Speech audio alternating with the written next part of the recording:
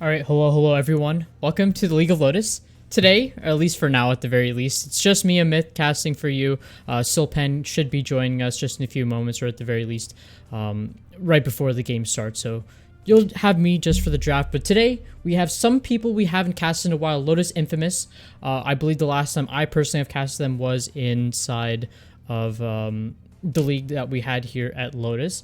And of course, there has been a few roster changes. So just to get started, of course, we have Dive in the mid lane, who was previously Rava. I believe Dive moved from Drift Esports, who also played in the Lotus Invitational. A fantastic mid laner to sub in here, or at least to play for Lotus Infamous, as bans have already started. Malzahar and Kled banned out against the Order of the White Lotus. That is the team Lotus Infamous will be playing, and they are playing in Style Esports League. Of course, Malzahar and Kled both being champions that are not necessarily champions that are super priority pick. I would assume they are probably just bans to take out the enemy champ pool, or at least comfort picks, especially that Kled pick. Malzahar can kind of be flexed around in terms of the fact that he can play really safely in lane, farm up, and of course just assist with picking off enemy champions. On the other side, the Order of the White Lotus will ban out Thresh, Echo, Darius. Similarly, of course, Dive, being a player who loves playing Echo. I remember seeing his Echo from the Lotus Infamous days. It was absolutely fantastic. So a good ban coming out from OWL. And the Diana first pick being picked up here for Lotus Infamous. So obviously, this is one of those champions that can be flexed, but is very strong in both the jungle and in the mid lane.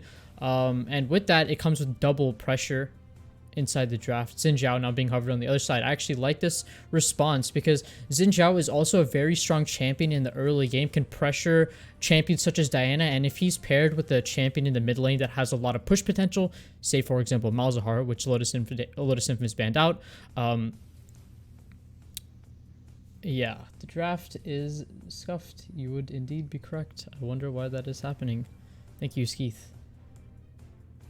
That is weird. Hold. Technical difficulties. Just frozen. What the?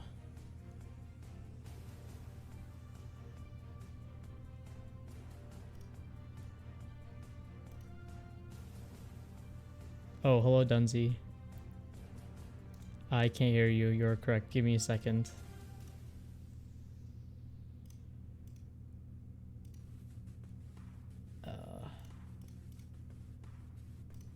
Okay. Hey, we're here. Chill. Yo. They can hear you. Okay. Hello, Dunzy? Okay, you're on stream. Welcome, Dunzy. Thank you for filling in for draft. I can send you the pro draft link. Could you carry on explaining this to the peoples while I figure out why the pro draft isn't working?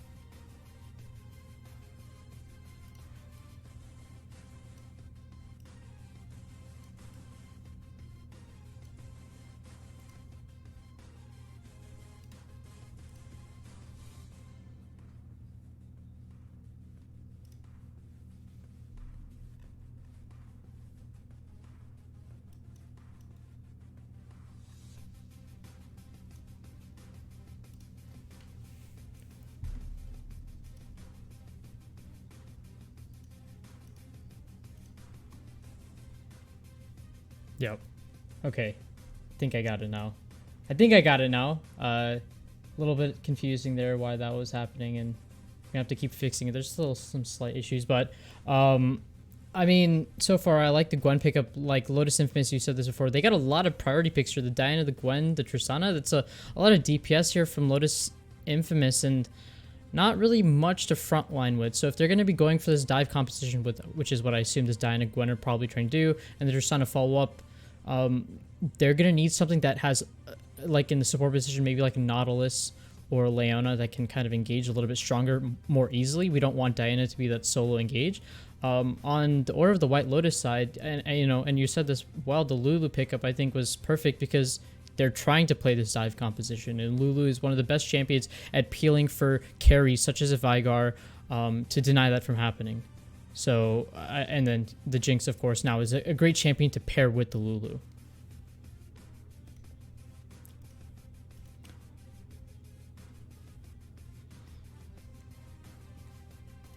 Mm-hmm.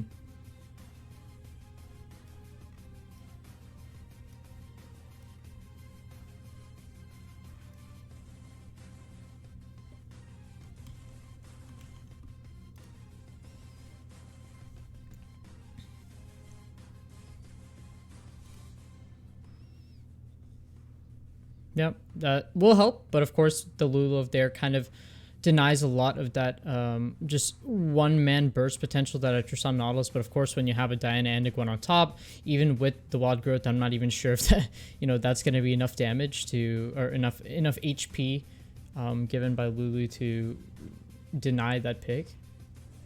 Oh my god. Why can they not hear you, Dunzy? Why are you trolling? What'd you do?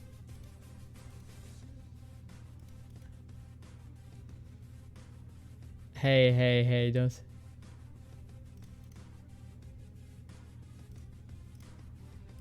Or am I not allowed? No. You're up now. You're up now. Okay, is it working? Are you sure? Yes, Do you want it's me to working. test the song? It is working. It is Okay. working. God damn. All right, I won't sing my very special song. I was saying that the Jinx has been a little bit nerfed. We haven't seen her as much since that objective nerf, the Super Mega Death Rocket, but she's still good to pair. You know, you take away one hyper carry to carry the Cogmo, but you still get the other. So clearly, White Lotus has a style that they are favoring, and Lotus Infamous kind of knew that, but they're still going to go with it anyway. And this is an interesting pickup: the R5 Tryndamere into Gwen.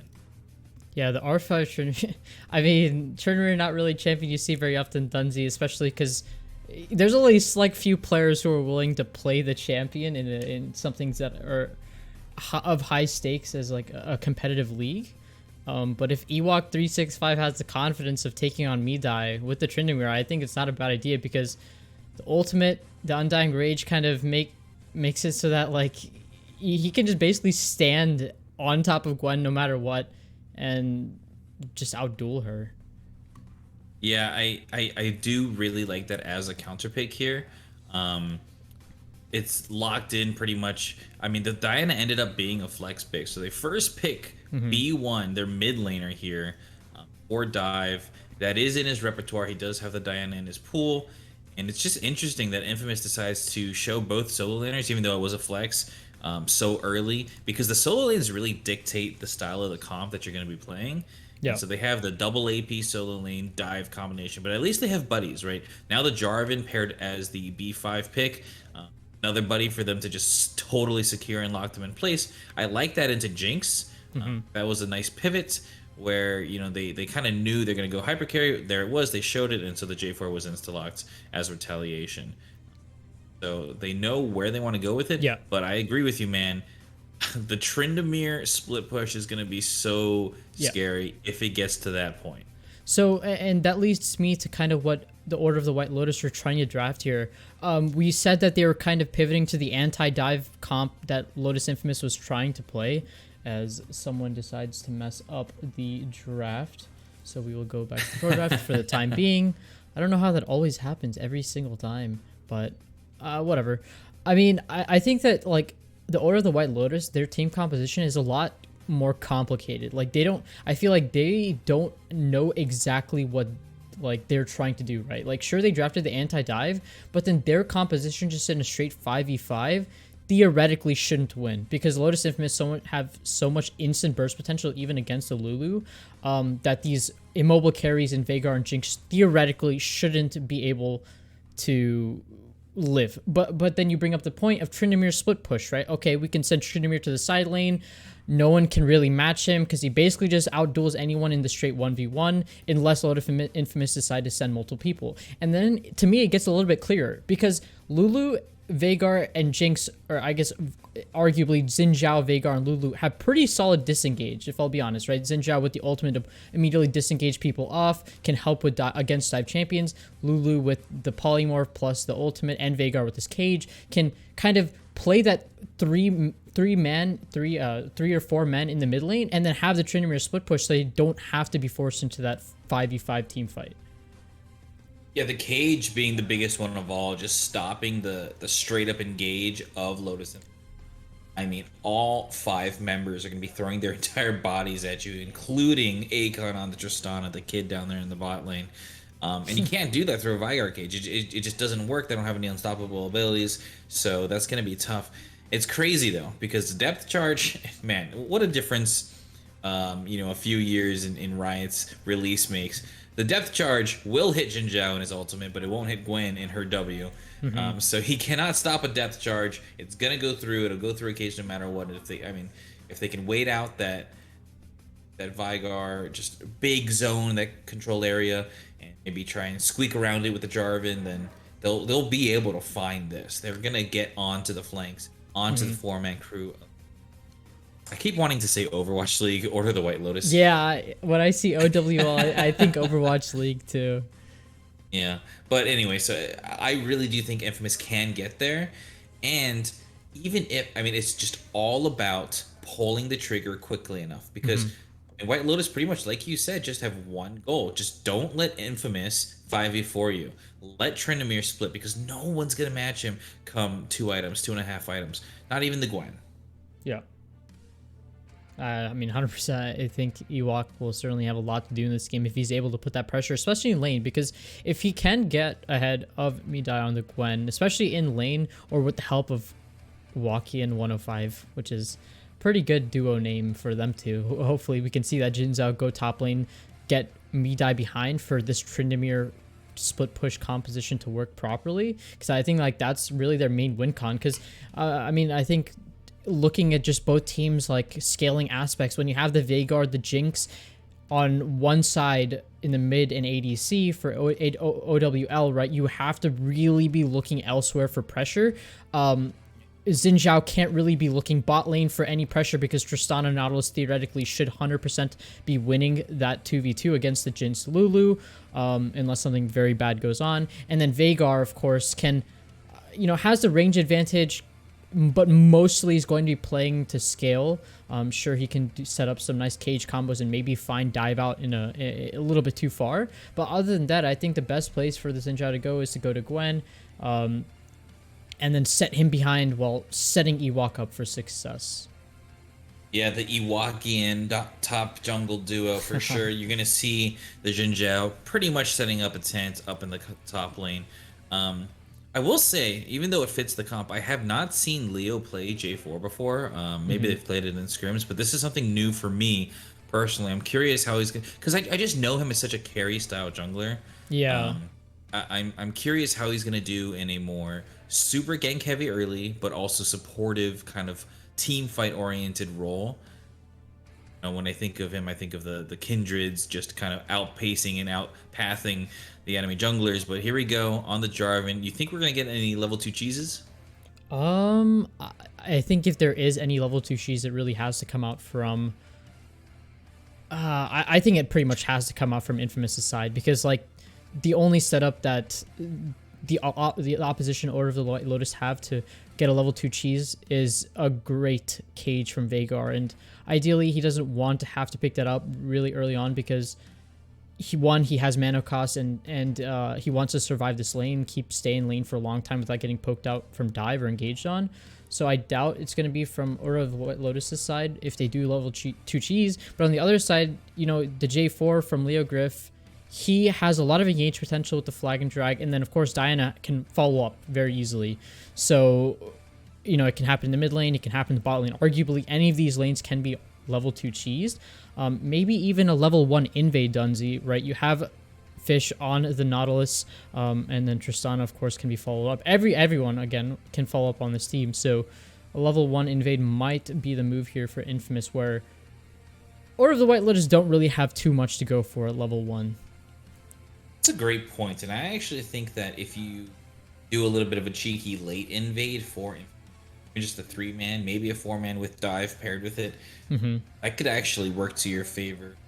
Lulu, typically you're not gonna see a polymorph. That's for sure. You're either gonna get a shield or a glitter lance from him. Jinx isn't gonna offer really anything. Maybe some AoE with the rockets.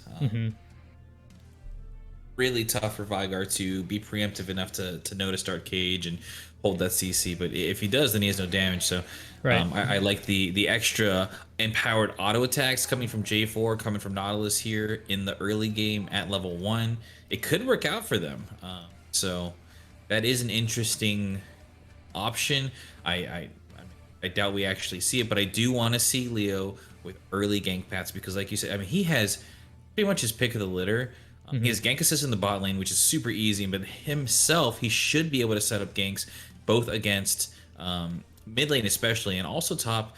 Tryndamere does have the dash, the spin out, but should be able to kind of just, if he ganks from the correct flank angle, hold his own gap closer and then wait for Ewok to blow his spin and EQ follow after him. But we'll see where he goes. It's going to be important for him to, well, I mean, they're both early game junglers, but I do think it's more important for Leo to have a stronger early game. Yeah, well, I mean, with that, the Spectre delay actually just ticked down, so I thank you, Dunzi, for analysis here. But yeah, we're loading into game 1 right now, so we'll be right back then.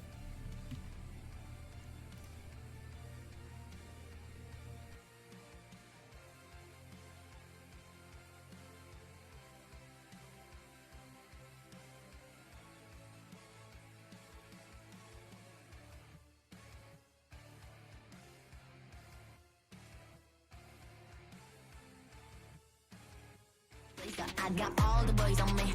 I got all the lines on ring. 나쁜데 turning heads. I got all the eyes on me. Pretty face 걸어 들어와. 유행 선두자. 원하지만 못하잖아. 애가 타잖아. You like roll. 달리 유도 go. 난 알지 I know. 준비해. Cause I like the ball. 멈추지 않아. 말할래. 그게 like a bag. 그거 말고 bye. 믿어봐. 그만큼 크게. 어깨 펴고 high. 100% 덤비지 못해. 죽여주잖아. 나는 boss. 간지 with the sauce. 원하면 줄게. I'm doing damage when just how I planned it. I do what I want when I say. 모두 날 따라해. 난 끝내주잖아. To live on the edge of insane. Coming at you loud. Real, real wild. Here to light it up. Set the world on fire. Gonna break rules and hearts and tools. Cause that's what the baddest do. Never going back. Nah, nah, that. Diamonds on drip. Cause I came to make a splash. Gonna break rules and hearts and tools. Cause that's what the baddest do. Crazy. Sorry for the bad news. Sorry, I'm so bad. Only took a minute for me to get what you had. Sorry for the bad news. No, it makes you sad. Live for a minute, baby. You should pack your bags. Way that I look should be breaking the law. If I don't got it, I take what I want. My circle small like a round of applause. You know that I love the sound of applause. You know I mean everything that I said. When you see me coming, get out of the way. Back in this lane, back in this lane. Back and I'm better and ready to stay. I'm doing damage when just how I planned it. I do what I want when I say. 모두 날 따라해. 난 끝내주잖아. To live on the edge of insane. It's crazy. Sorry, not sorry for being the best. 언제든지 내가 좀 해. Look at the gold, all on my chest. Look at the gold, call it a flex. Welcome everybody to the League of Lotus. I am Sulpin. Nope, that's wrong. Don't check that. This is Dunzi, filling in for Sulpin for now, joined by my favorites, Telugu, Mr. Curryman himself, a myth on the production and the color cast. How are you doing, buddy? Hey man, I mean, I'm doing good, but how many times did it take you to rehearse that intro? in these past 10 seconds? Please tell Two tell times. chat. Okay, Two all times. right. This man was making jokes before chat even heard him. This guy. I have to expose I mean, you for that. You can expose me all you want. It's Oh, Lotus boy. Infamous who are being exposed on this invade right now. Joaquin's wrapping around, but I think it's better for him to stay in this bush. Yeah, they're going to catch Infamous on the way back, and it's going to be a 3 versus 5. Oh, no, actually. They're going to stay. It's 4 versus 5 right now. They walk back. They're going to run into each other. Myth. Here it comes. They saw them. They're spotted. Akon's caught first. The cage goes down. Oh, my goodness. Leo now. Heaven Time going to be the first to fall. Leo gets first blood. Lulu gets first blood. And Spillport comes in from Medai trying to help out his team. I don't think it's going to come in time here, though. Medai just teleports to his death. He doesn't have flash available. Drops both of his summoners. Going to be late to his top lane. And a horrible start here coming out from Infamous. Yeah, I mean, that came all off that play of that singular ward, spotting out Lotus Infamous, and then Medai resetting to go to his top side, hoping to get there to his wave before he loses farm. And with that greed, the rest of Lotus Infamous staying at the enemy blue buff. That's 2 kills over to the Aura of the White Lotus, and I mean, thankfully one of the kills went over to Lulu, but Dunzi, 1 kill is already over to Ewok, who is ideally the player who matters the most on this team for Over the White Lotus, like arguably. You know, Veigar, Jinx are going to scale, but Tryndamere getting kills early on is just not what you want to see. Yeah, if there is an opponent that you do not want to give an opportunity to, it is that Ewok on the Tryndamere. My goodness, the cage goes down. I mean, level 1 Veigar with the cage. Dive has gained a little bit more pressure than he would typically have. Just from that, as Medai drops some poke onto the level advantage. Oh my goodness, Ewok's just dashing in despite being down a level. What a man mode here. He does take a lot of poke for it, though. Gonna pay for it with a bit of a poor trade. But, I mean, look at his inventory. He's got Torn Shield plus a longsword. Yeah, he's got a lot in there, but I mean, Medai, of course, on the other side, it's even worse for him. He already used Ignite in that fight. He had to use a TP to get to that fight, which, I mean, arguably wasn't the best idea. In hindsight, as a Linguini and Fish are not having it in the bot lane, as there's a bit of a jungle skirmish. Dive might be able to get there in time. Yeah, 2v2, the nice EQ combination from Oh, Leo. no! Oh my goodness, Joaquin turned it around with a 3-talent strike. He does pick up 1 for himself, gonna trade his life with it. Dive ends up being able to pick up that kill. Better on the mid lane, but man, tragic for Heaven Time there. Falling, he definitely did not think that Joaquin could turn that around, and now Dive gonna have to respect the Veigar zoning him out. Gonna have to just go around and reset a little bit. Yeah, and, you know, it's looking a little sad here for Lotus Infamous because Heaven Time really wanted that kill, even flash forward as Dredgeline connects, but all those shields, man. Yeah, just too much pressure onto Akon already. I mean, Linguini here. He is just at barely above 100 HP right now and struggling. He just wants to pick up the scraps underneath the turret. Gonna lose that first minion. Feels bad. Daddy, I'm gonna say Fish. I'm sorry, I can't do it. Yeah, I say Fish. Just say Fish. Yeah. You're trying to help him out with the procs, but it's already just a struggle in both side lanes for Lotus Infamous. Down 1.1k, not a good start. Yeah, and the worst case scenario is that the bot lane, the Tristana and all this bot lane that you and me, Dunzi, thought was going to hard smash is down 16, 17 CS already. And even in the top lane, Ewok is feeling good, has an extra longsword after getting that initial kill, resetting. So Jinx getting this free farm, and then of course Linguini not being able to farm themselves is really not a good start. But with that though, we have a little bit of time to take a look at that initial replay. I want to, you know, that invade play. I want to take a look at that as long as no one decides to fight. Here we go. Here's the invade. This is after Medai decided to reset. The cage comes out and stuns 2 members. Lotus Infamous just did not expect it at all. And the TP, look how late it was, Dunzi. After Lulu already got first blood, then at this point, it's just a cleanup crew for that last kill. Medai getting soloed out, and of course, Ewok picking that one up for himself. So, you know, now it's just pretty unfortunate. Merlin using the TP back to mid lane to clean up that wave. Will not really miss any farm. Yeah, lanes are starting to settle here, but as you can see, like you've mentioned, the CS lead, especially in that bot lane, is starting to really climb here. Akon with Fish, they are pushing a wave in, and they're still down 2 full waves. Nemesis picking up this entire wave and a half to just bolster his CS lead to nearly double Tristana's, and they actually have a double aggressive summoners in the bot lane with Exhaust and Ignite. I still think, oh my goodness, actually it's called D-Blade into double longsword of the Jinx with a Lulu on you. I don't even know if they can burst down one of those members. Maybe if you hop onto the Lulu, they can do it. Now a little bit of scuffle comes top lane. Ewok wants some blood here, but yeah, Midai turns it around with the Ignite, hits level 6 first. On top of that, so he's feeling pretty good. Luckily, Ewok did not have his ultimate available there, because soon that fight is going to change. Yeah, the moment if Ewok hit level 6 there, that was a completely turned fight. Midai having Ignite and ticking level 6 at the perfect time will get him to good amount of HP and conversely take down Ewok as well. And that's big because we needed, Lotus Infamous really needed to shut down or the White Lotus by shutting down Ewok, and they're looking to do so. And with that now, Heaven Time is now free. Feel free to look in the bot side for trying to stop this dragon take. Yeah, a little bit of a 3v3 here comes in. EQ strike onto Nemesis. He is obliterated, but Dive gets stuck in the cage, throws down the Moonfall before he goes down, gets some damage. Now Walking is the next target. Exhaust onto Nemesis. Akon flashes out and they pull down the Xin Zhao. Fish trying to stay alive, gets the shield, but she's likely going to be followed up on. Flashes out to her life, and now Akon being chased by Nemesis, but nothing available for them. A nice turn from Infamous, getting a couple of kills back, cutting down that goalie to 500 and stopping that Drake attempt. Yeah, stopping that Drake attempt is huge because they realistically need to be being the ones getting these dragons, right? They have the early game composition, the dive composition more importantly. If they can't secure these dragons now, it's gonna last. This game realistically can last way too long for Lotus Infamous to survive, right? When you have the Veigar, the Jinx, and then on top of the split push potential of the Tryndamere, you don't pretty much outscale that. As the dredge line lands, and Nemesis is nearby, but he misses the blast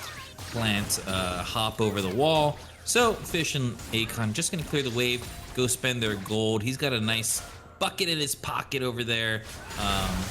Bucket of gold. Dive gets the cage out. It's not a rocket in Akon's pocket. It's just a bunch of gold. So he's feeling good about himself now.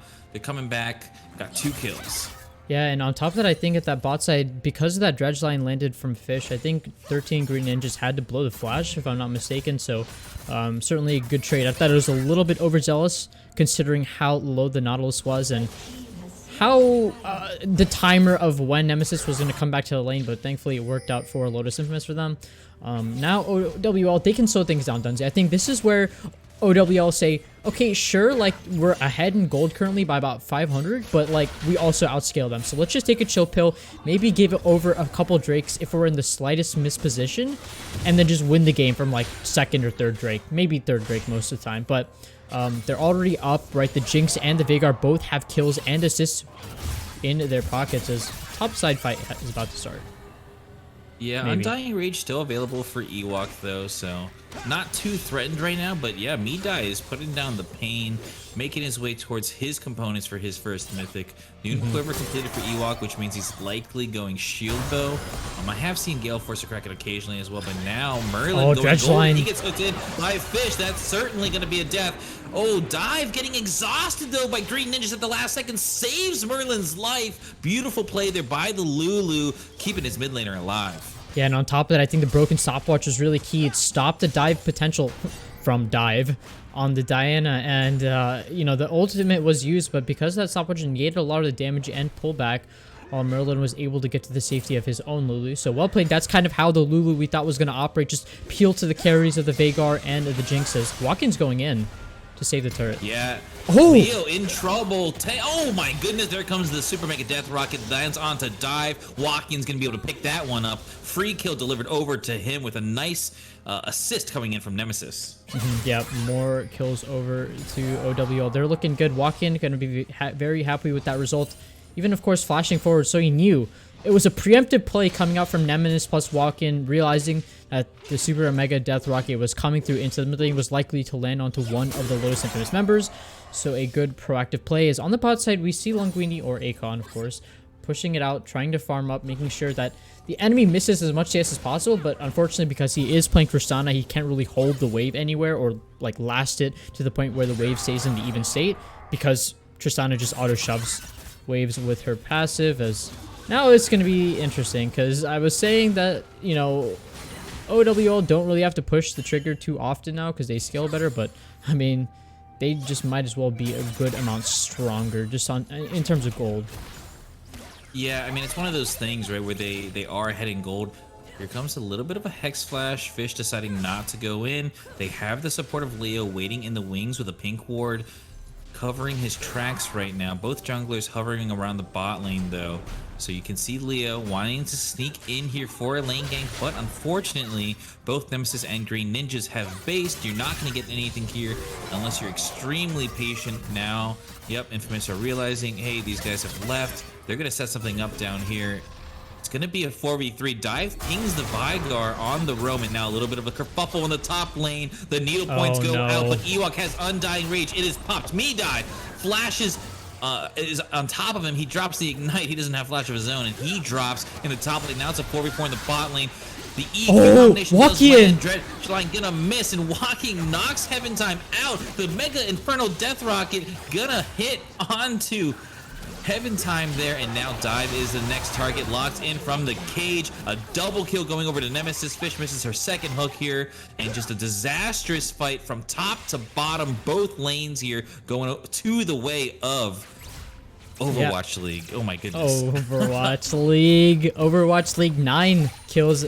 Well, 5 kills up ahead, 9 kills in total. But yeah, Order of the White Lotus, they're playing it well, right? I think the simple mechanical plays that they're doing was just simply key, right? Heaven Time wanting to go for the engage, and I remember I talked about this interaction a little bit, but with, you know, with Lotus Infamous wanting to dive so hard, I think Walking is a really good character at disengaging, or more importantly, doing exactly what he just did, which is basically insecking for free. Heaven Time went in for the flag and drag. Is actually, while I explained it, we might as well just take a look at that fight itself. On the top side, of course, at the beginning, he died falling to the Undying Rage. That's just unlucky. I hate Tryndamere as a champion, but on the buy side, it was just a good play. Fish looking for the proactive play, goes with the dredge line back in, but with the flag and drive missing and goes so far behind, it's a key way for him to go into the back line. So Walk-In just ults him back into his team, gets a free kill, and then of course, Dive gets slowed and then caged.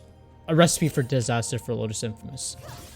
Yeah, and Leo is not tanky at all, right? So that Super Mega Death Rocket actually took him from almost a third HP, executed him, got that first kill going, got excited, and they were able to follow up with a nice Merlin cage.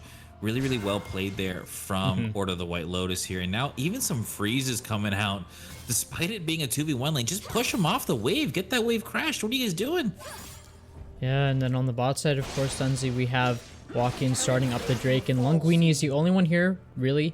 Heaven Time could go for a seal, but does not have a flash, so really can't get out of the pit if he decides to go into it. So there they is. Oh boy. Yeah, Undying Rage once again popped. No. Ewok is just too strong at this point, and I tell you what, Amit, that level 1 kill, look what it's done. We talked about it in the pregame. Ewok on a warpath right now, 3-1 on the Tryndamere, Kraken available. It is just no one on Infamous going to be able to match him at this point. Ooh, but Fish is looking for a dredge line. Yeah, can the hook the flash onto Jinx, rockets into Nemesis as well. The depth charge knocks 2 up onto Green Ninjas. They're gonna follow up with a nice Cataclysm, locking up the bot lane of Overwatch League right now, and it's gonna be 2. Leo takes the second kill. Now Walk-In, could they dive him? They have 3 available. They want to take the turret here first, though. The turret is low, TP. 10%. Flag and drag out, teleport coming in from the mid lane. Merlin is here and available. It is a 2v3. Akon trying his best to take down Walk-In, but it's too late. Fish can't do it. Just to support Nautilus here. She will certainly be taken down now. It's gonna be gifted. Nope, Walk-In's gonna take it for himself. Says, too bad, Merlin. That is my kill.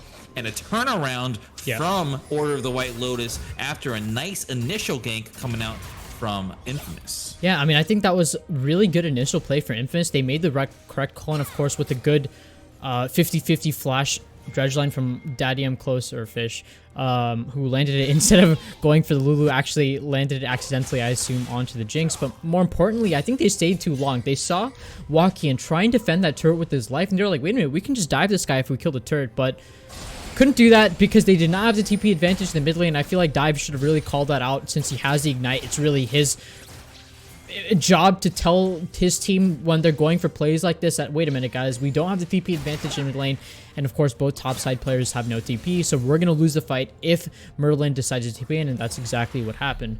So now the rotations, though, coming in from Overwatch League. Wow, now you've got me on it. From Order of the, from Order of the White Lotus, trying to secure this Rift Herald as Ewok is also pushing on the top side, so realistically there should be no contest from Lotus Infamous. Yeah, I mean, the map just belongs to Order of the White Lotus at this point. I think that those greedy summoner decisions made by Midai and Dive, the solo laners of Infamous, they took Ignites instead of Teleport or Flash, has come back to bite them.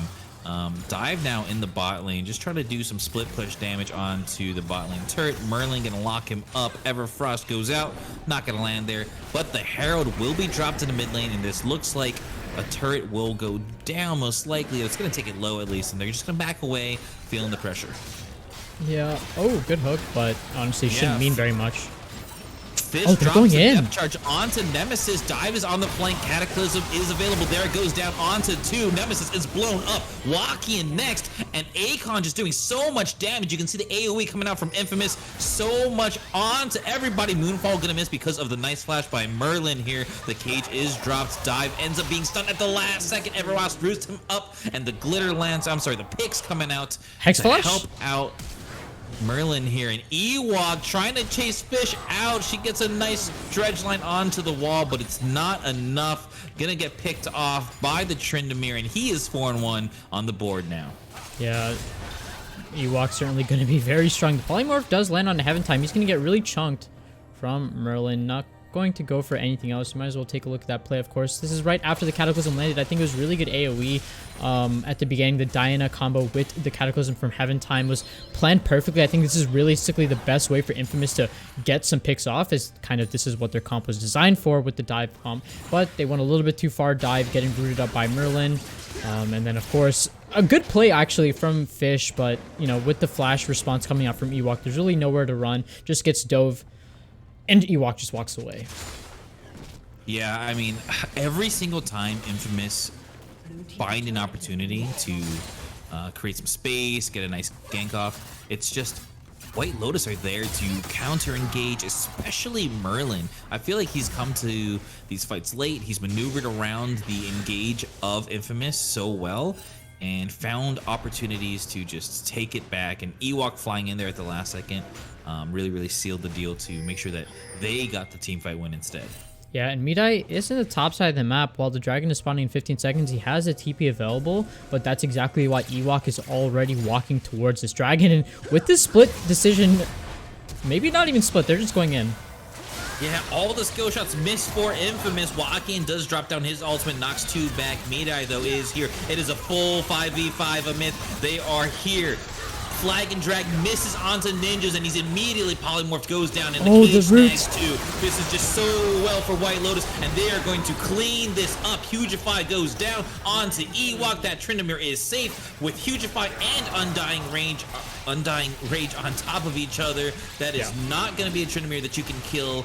Only Akon surviving here, and this game is now in firm control on Soul Point for White Lotus. Yeah, Heaven Time going in so deep, just gets completely bursted down the moment he goes in with that J4 Flag and Dragon. With that miss, of course, it just made things even worse. And, you know, Dunzy, the problem is Lotus Infamous, if they want to win a fight, they have to get that initial engage absolutely perfect. If they miss that initial engage, they lose their cooldowns, they get turned on by the Veigar, the Polymorph, and then of course Ewok.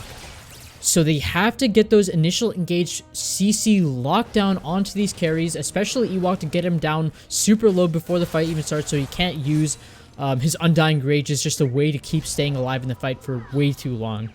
So with that though, Order of the White Lotus are on Soul Point. It's going to be Infernal Soul, so arguably probably not good for them at all, for Lotus Infamous at least, because that's a lot more damage in Order of the White Lotus's pocket. And, you know, you can see that slowly Fish and team are trying to get more control over the dragon, but Order of the White Lotus are posturing to look to pressure this Drake, or this Baron soon. Yeah, they just have firm control of both sides of the river, each objective. They are feeling good right now. You perfectly called it in the pregame analysis. Like, the Crescent Guards coming out from Waukeen right now are doing so much work making sure that Leo cannot find a clean engage. And if they, like, you're right, if they don't find that engage, they just die. You saw that in a full 5v5. It doesn't even have to be the 4-1 split for the side of White Lotus right now, because they are just playing so well and they're so ahead. Yeah. They are not allowing a full-fledged team fight attempt come out from Infamous. It is very difficult for them to find an entryway in right now. As Midai gonna get dove on. Oh boy. Yeah, he's just dead. Undying Rage is available, and it doesn't matter. That's no, balance. Knight's not even there. At this, I mean, he is 5-1. Yeah, and, yeah. and here comes a Cataclysm, goes down onto Walking. The Crescent Strike gonna knock Dive back out.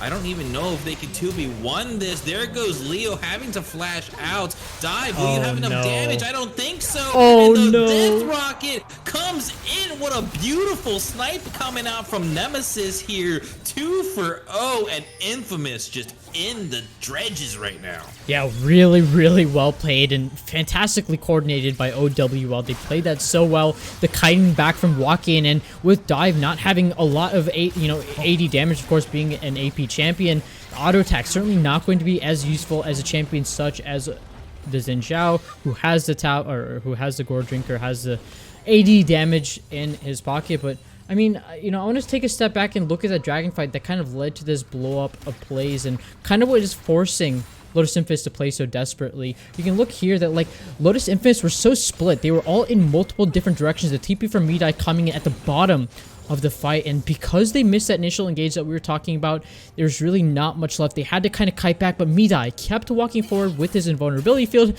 but then there it is, Dunzi, having time, dying to walk in, and this is just a cleanup crew. A fantastic cage coming out from Merlin K1, and all of Infamous just dies from here. And of course, OW will get the Dragon Soul Point. Yeah, I mean, it's just, we're just waiting for this to be certified, get the notary out, make this official. White Lotus, they've come in at 4-1, and they are showing up once again. They have that nice 80% win record for a reason. Look at the score lines from top to bottom. Just a 6-1-3 Tryndamere. He's got his Navori Quick Blades in his inventory now to pair with the Kraken. His cooldowns are just so low. And take a look at the 2 other carries, the late game scaling carries, as Dive here is going to get pinched. Waukeen has a nice flank, going to dash onto him. Moonfall not even going to be called here. Dive could not get it off. Nemesis is able to stay alive, and just another kill being dropped over to the side of White Lotus. Yeah, I mean, at this point, you're right. You were talking about deciding the notary, getting it finished off, but, we got to see a clean finish here for White Lotus. Sure, they are 4-1 in the league for their mental and for their... Oh boy. Yeah, nice stretch line gets onto Merlin, but again, it is the cage just slowing down the engage of Infamous. Cataclysm goes down onto Nemesis, who has to flash away. That is a big summoner burned, but now there's nothing left in the tank for Infamous to re-engage with. A big cooldown. They have to wait for the next minute. It's not going to be available for this Drake, Amith. Yeah, and that Dive also just respawned with 9 seconds on. It's basically a 4v5 right when this dragon starts, and Lotus Infamous have 0 poke. They can't do anything about them being in the pit and just sending a trinket except going for the fight on Ewok. Yeah, Ewok does pop the Undying. Oh my god. Oh my goodness. The flash onto Akon. He picks one up for his death, and they're going to trade kills. He says 100% worth. We get Infernal Soul. Check mark, baby. I will take that all day.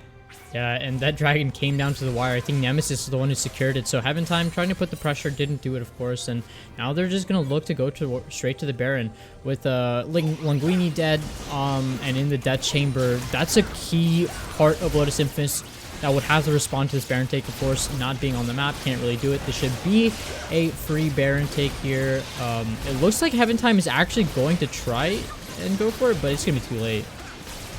Yeah, a little bit of a desperation attempt here, not in time, just a couple of seconds too late, and clean Baron take from the side of White Lotus. If if they had actually given just a couple of seconds later, Ewok would have been able to pick it up. But, you know, there was a dangerous Leo coming into the flanks. Could have given up the steal opportunity. So not going to have your split pusher with the Baron quite yet.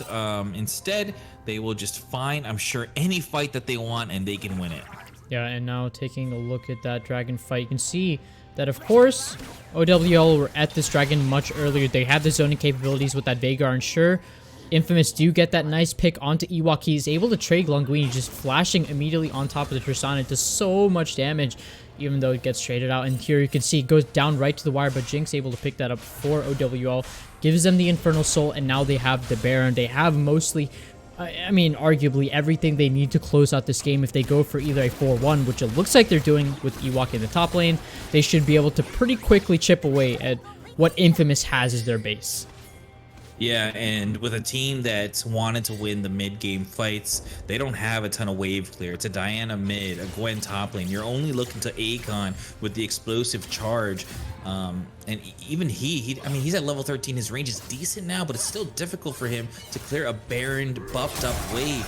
Nice little gank flank here. Medai taking the brunt of it from Ewok, but the rest of Infamous are looking on to Nemesis here. He goes down first. The Hugify not going to make a difference, and Medai actually surviving in the top lane is pretty big. TP? Where's he teleporting to in the bot lane? Wakian looking at that turret, and Medai wastes his teleport because the turret dies. Wakian now, though, is going to be the target of this chase. He throws down the Crescent Guard, and oh my goodness, is he tanky? Doesn't matter, though. What? Finally, he's going to trade one on to dive. Being pulled all over the map, though, is Infamous. It's going to be the top lane inhibitor instead that's taken, and I actually don't think that's a horrible trade right there for Infamous. They actually took down 2 important members from White Lotus.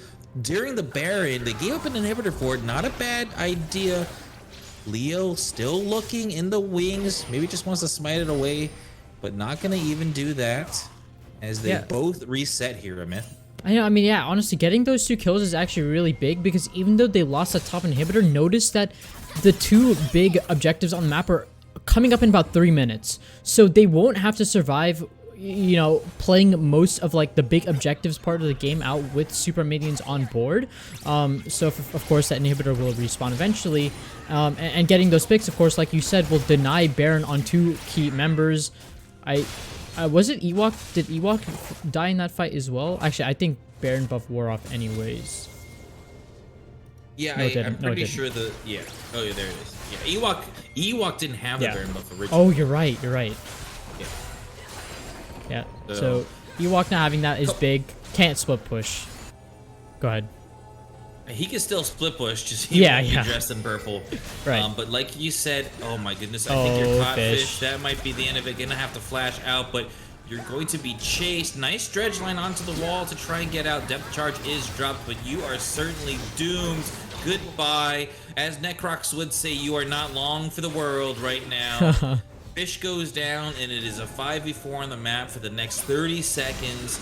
No huge objectives available right now. Yep. That is the next big thing that Infamous needs to look at. They need to hope and pray to the heavens for an Elder Steel if they can even get to that point. Another 17 seconds until Fish comes back. That's the bright side of kind of how hard, arguably, that OWL smashed the game. Getting all 4 Drakes meant that Lotus Infamous could get to this Elder Dragon even quicker. So they have that 50-50 chance, but they go in now. Yeah, there comes the Cataclysm onto 2 in the back line, but obliterated by the Veigar there. Goes Golden is dive, but Akon just 2-shot by Ewok. The Tryndamere is massive. A clean wipe. Only Fish respawning Mac now, and it is just White Lotus putting their name all over the map right now. A clean first game win for them. They have shown up tonight with a vengeance. Oh yeah, 100%. They came really good. We thought that the dive comp from Lotus Infamous would have been enough, but no Dunzy. OWL have the tools in their pocket, or at least the playstyle that they need. And it all really started off, in my opinion, from that botched invade from Lotus Infamous. Yeah, well, it was a pleasure to cast with you. The man himself, Sulpin, will be back for, is it a best of 3 or how did these go? Two block, I believe. For the second game tonight, Sulpin will be with you guys. He's much better at this and more handsome than I am, and he'll be joining the Telugu man himself. So enjoy. Thank you for having me. I hope Infamous get a little bit of a spanking from Daddy Skeeth, talks to them, lets them know what they did wrong, and they come back for game 2.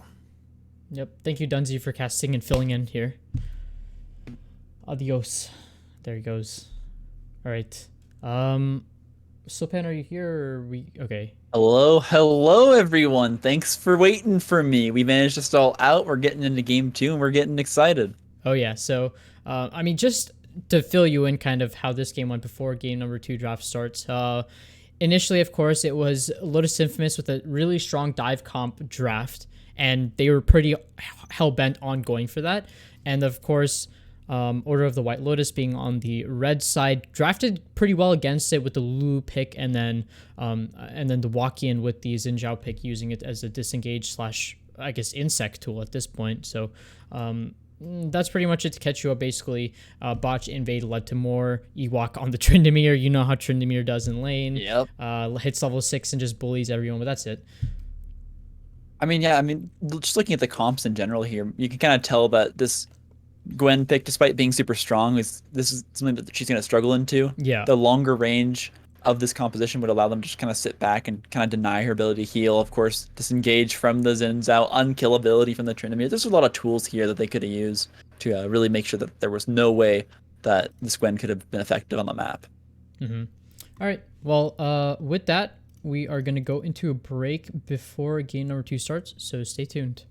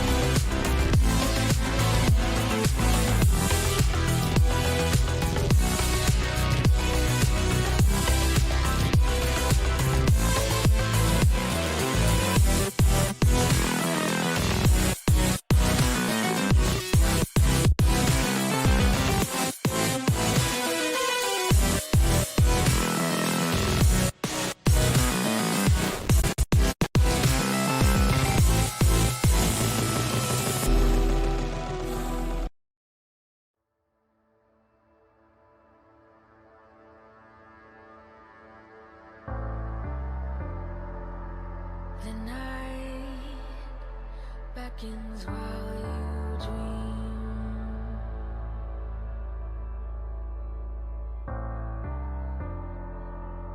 A life never lives in peace.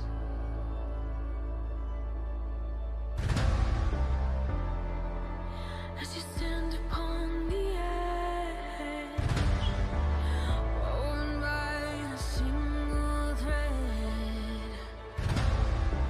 and fate may fall down upon you, while the devil is knocking right at your door.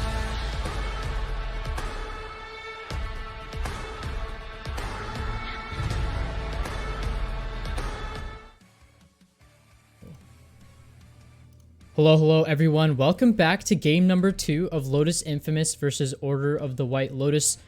Now, we have me, of course, but this time joined by Sulpan. So I know we had Dunzy before, he was just filling in, so thank you first of all to Dunzy, but now I'm glad Sulpan is here. I mean, how are you doing so far today? Hostily taking over the desk from the grave. Here I am, and I have claimed Dunzy's position. We're in the draft phase, running through the pro draft right now. And Ban's already coming out. Vic's already coming out, so we have to see if there's going to be a few change-ups here already, as I think that's going to be a Nocturne top automatically locked in here for Lotus Infamous. Yeah, and then response pick is just the same Xin Zhao first pick lock in for Order of the White Lotus. They... Wait a minute, are they blue side again? Are they supposed to be no. blue side 2 times in a row? Or, I mean, it kind of depends on the league's rules, I guess. Yeah, okay. Maybe if they go for loser pick, there's a chance that they can just pick it up twice. Of Okay. course, it really just kind of depends on what kind of these teams want. There's a chance that even they just kind of handshook it out and just like, we want blue side both games. And the other team was like, yeah, well that's okay. We like red side draft anyways, so who Yeah. knows? What I probably assume it was like higher seed picks or something, or basically like one random team picks first game and then the loser selects the side again. So I assume Yeah. Lotus Infamous just picked blue side second game. So there you go. Okay, I just switched it back because it kind of confused me with the pro draft title, but there we go. It is Lotus Infamous drafting the Gwen and the Nocturne, and then of course Order of the White Lotus drafting the Ziggs, which is a big mix-up because last game Sulpan we had the Veigar in the mid lane. So a similar champion in the sense that it's a good strong AP damage dealer mage. But they both operated very differently. Ziggs doesn't really have any setup for himself. He kind of has to play towards his teammates. He just has a bunch of bombs. Yeah, I'm not sure if you've played against Ziggs recently in solo queue, but I feel like either God. ahead or behind, it is so frustrating because this man just does damage no matter what. He'll kill your towers, he'll kill, Yeah. I mean, not kill, but just chip you out and really make it just a dangerous situation for you to be in. You can't really approach team fights. You have to really wait out your engages, forces a lot of resets. So very powerful champion here in the middle lane. A little bit funky, I'd say, with the Tryndamere Xin Zhao in there as well. But of course, you need divers to finish off the results of the poke coming in from these bombs. So I guess it could work out, but I think it is a little bit of an odd pick. Well, I mean, on top of that, Sulpan, that's exactly the same thing we said in game number 1, right? It was the Tryndamere was a response pick to the Gwen, and that's exactly what happened here. So Midai, who is piloting the Gwen once again, is going to be playing into this matchup, which arguably he didn't do so well in. Gwen actually, since you didn't get to watch game number 1, what happened was there was a level 1 invade. Lotus Infamous went for it, and OW all sniffed it out, and they got 2 kills in that in the counterplay. And Tryndamere was one of those characters. Midai, who is playing Gwen, actually solo killed the Tryndamere prior to level 6, but then once level 6 hit, Tryndamere just absolutely stomped the lane and kept repeatedly solo killing Gwen. So we definitely don't, for Lotus Infamous, they definitely don't want that to happen again. Midai is going to have to play a lot safer. And then, of course, Ewok now has the confidence of just going in knowing that he has the matchup advantage post level 6, and the Seraphine is also picked up here. So I like that because the Tryndamere going to be running into the enemy team. Same with the Xin Zhao. The Seraphine can use the Encore as an extension, basically extend the Encore off of the Tryndamere and Xin Zhao while they're diving in. I'd also say we got to keep in mind here the flex pick potential here from Lotus Infamous. I mean, if the Gwen pick wasn't it for Midai, they could be looking at flexing this Gwen to mid or jungle, Right. leaving the Nocturne to play top into the Tryndamere, and then really being able to utilize that fear once he knows the spin is on cooldown to just ensure that it lands, and then look to take favorable trades with the dusk path. I always forget the name of Nocturne's for Q, but yeah, I mean, I like don't know. they have options here with this team, and looks like they may be going for one of them. It's a third flex pick locked in here. Galio should be going mid, but of course, in the current League of Legends meta, who knows? Yeah, it could be support. It's probably mid or support for the most part, and I mean it's a Blitzcrank, so I doubt it's going support, to be honest with you, because I don't know where else Blitzcrank really is going to do unless Dive wants to put the AP Blitzcrank in mid lane, or the Blitzcrank jungle with the insane ganks. But yeah, it's probably mid lane Galio support Blitzcrank, which to me, I mean Silpen I think kind of irons out the rest of the draft. Lotus is probably sending the Nocturne in the jungle, Gwen in the top lane, because I know Gwen jungle is semi-viable, but I don't think it's like remotely close to what Lotus Infamous want to do. Of course, they are in client select right now, so we'll see very soon what is the case for this draft. Yeah, the Gwen jungle pick, I believe, typically gets used to kind of try and bait out counter picks, and then you can quickly flex it to jungle and then get a favorable matchup for yourself in that lane. Right. By, of course, making it more flex picks, which is why I was kind of suspecting it with the Nocturne here. But again, like you said, much harder to play in the jungle than the Nocturne. Kind of not really a champion that I would say most junglers have been practicing in solo queue on their own. So would not be surprised to see Nocturne move into that jungle role, and then Gwen just staying on the top lane. And yeah, we do see Midai locking it in, but we'll have to see how the trades do come through here for Lotus Infamous. Yeah, and with Order of the White Lotus locking this victor at the end, that pretty much means that it's a Ziggs ADC Silpen, so probably one of the best or slash only viable AP champions in the bot lane in terms of the damage carry position. So a little bit interesting because now you have a lot of AP damage, especially in the bot lane. So certainly Lotus Infamous in the bot side of the map, the Blitzcrank, the Ezreal can look to build some, at the very least take a magic resist runes and then play off of that, because they're going to be playing against double AP, I assume. And then the entire top side of the map with the Xin Zhao and the Tryndamere is going to be AD focus. So a little bit linear damage profiles from Order of the White Lotus in terms of Lotus Infamous can kind of build to one side depending on if they're on the top or the bottom side of the map, so it makes it a little bit easier for them to itemize against OWL. But it's kind of similar to game number 1, where they picked this weird interesting draft that didn't have a very specific playstyle, but it seemed to work.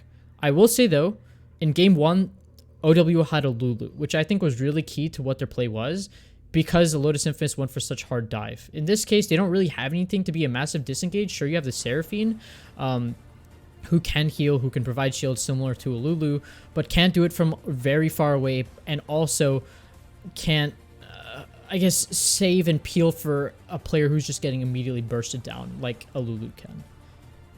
I mean, another huge part of this is, assuming we don't have any crazy level 1 shenanigans like last time, this composition is the kind of composition that excels into playing into a 4-1. When you have Nocturne Galio on your team, and you see that group just clustered up in mid a little bit too far beyond that tower that in that lane, you can just immediately call it and just go for the dive. As long as Nocturne can close the gap, Galio can get on top of him as well. Right. Ezreal Blitzcrank can quickly move forward. This is a team that can collapse so quickly, and if they don't have the disengage tools available and up, they're just going to fall immediately. Yeah, and I actually, you bringing that point is really good, because I think that's a great adaptation for Lotus Infamous, right? They played against the 4-1 split in game number 1, where the Tryndamere was just going crazy in the side lane, just absolutely disintegrating Midai and the Gwen. Now, if they have that backup, they can make it 2 plays. 1, if they believe they can make that play in the mid lane, they can go for that massive 5 versus 4 engage, or they can solo out that person in the top lane, with Nocturne being such a strong champion, being able to join another teammate very quickly. Same with Galio, of course. So either it can be the pick onto the Tryndamere if they think they have enough CC to keep them locked up, or of course going for that all-in potential in the mid lane while Tryndamere has no TP. Yeah, and you'd be surprised the number of people who disrespect Nocturne Ultimate. Oh, yeah. Even in higher elos, you think you're safe because it's not a true global, but he can so quickly get across the map with the mobility, with the blast cones, find himself in a position where he can make that dive. So even time, really looking for him to support Midai here in the top lane against this Tryndamere. Again, this is I'd say top side is strong side here for the side of OWL. Yeah, 100%. I think I think the same thing can be applied, I guess, for Lotus Infamous, right? You have the Nocturne and Gwen, arguably the only early game champions. Of course, Galio is very good at responding and helping out a jungler, because he's basically a rock in the mid lane, can farm safely, is a tank as well, and has CC on top of it. So I would say Lotus Infamous and OWL, if they're going to be fighting, it's probably on the top side, and then they're going to be going for these Rift Herald plays because most of their DPS is on the top side. Of course, if one side does get a push advantage pretty consistently in the bottom lane, they can use that to secure the dragon. But if it's OWL doing that, they really need to watch out for like a Galio engage with the Nocturne, like you were saying earlier. Absolutely. And again, depending on like whatever side of the map they're on, there is also the possibility of this Mega Inferno Bomb to be a response to any kind of thing that the Nocturne or Galio does. So that's something that Lotus Infamous has to be aware of, is that going to be really keeping an eye on the Ziggs ultimate cooldown, and then who can close or match this attempted man advantage through the Nocturne and Galio. Yep. And with 45 seconds about in the spectator delay, we were almost into game number 2, which is, of course, the last game for tonight. It is a 2-block series, so no block of 3s like we have with Lotus or Fever prior. So that is it for tonight. So with that, we will be right back for the last game of this evening.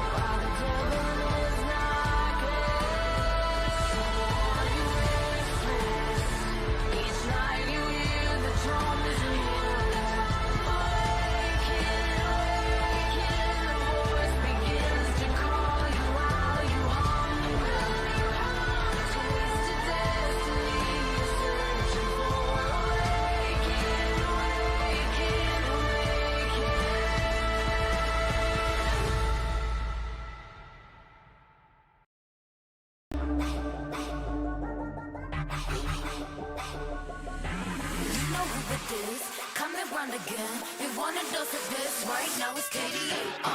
I'm McDonald's with a blaze. 소리처럼 나 이름 잊지 못하게 loud, loud, loud, loud. I could take you to the top. 절대 멈추지 못해. 내가 끝내주는 bag, yeah, yeah, yeah.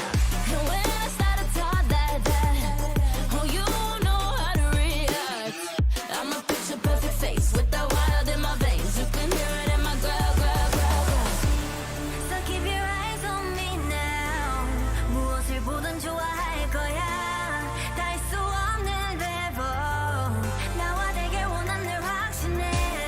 We got it all in our hands now. So can Hello, welcome to the League of Lotus for game number 2 of Style Esports of Lotus Infamous versus Order of the White Lotus. Messed that up a little bit, but a little bit confusing there, but I am here once again with Solpan, who did cast the draft with me, but there's another shenanigan happening really early.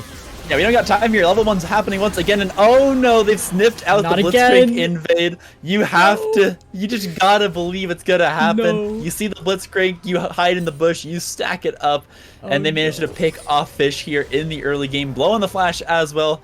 So another early first blood picked up here for OWL. Solpan, that was like the exact same thing that happened in game number 1.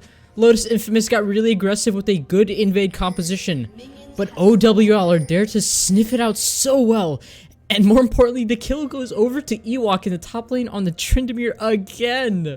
So, of course, this time it's not even just a kill, it's first blood. Last game, it was Lulu who got the first blood, and then the second kill going over Tryndamere. Now he resets once again. Not only does he buy that extra longsword like he did in game 1, he also gets an extra potion as well. So Gwen not gonna have a fun time even before level 6.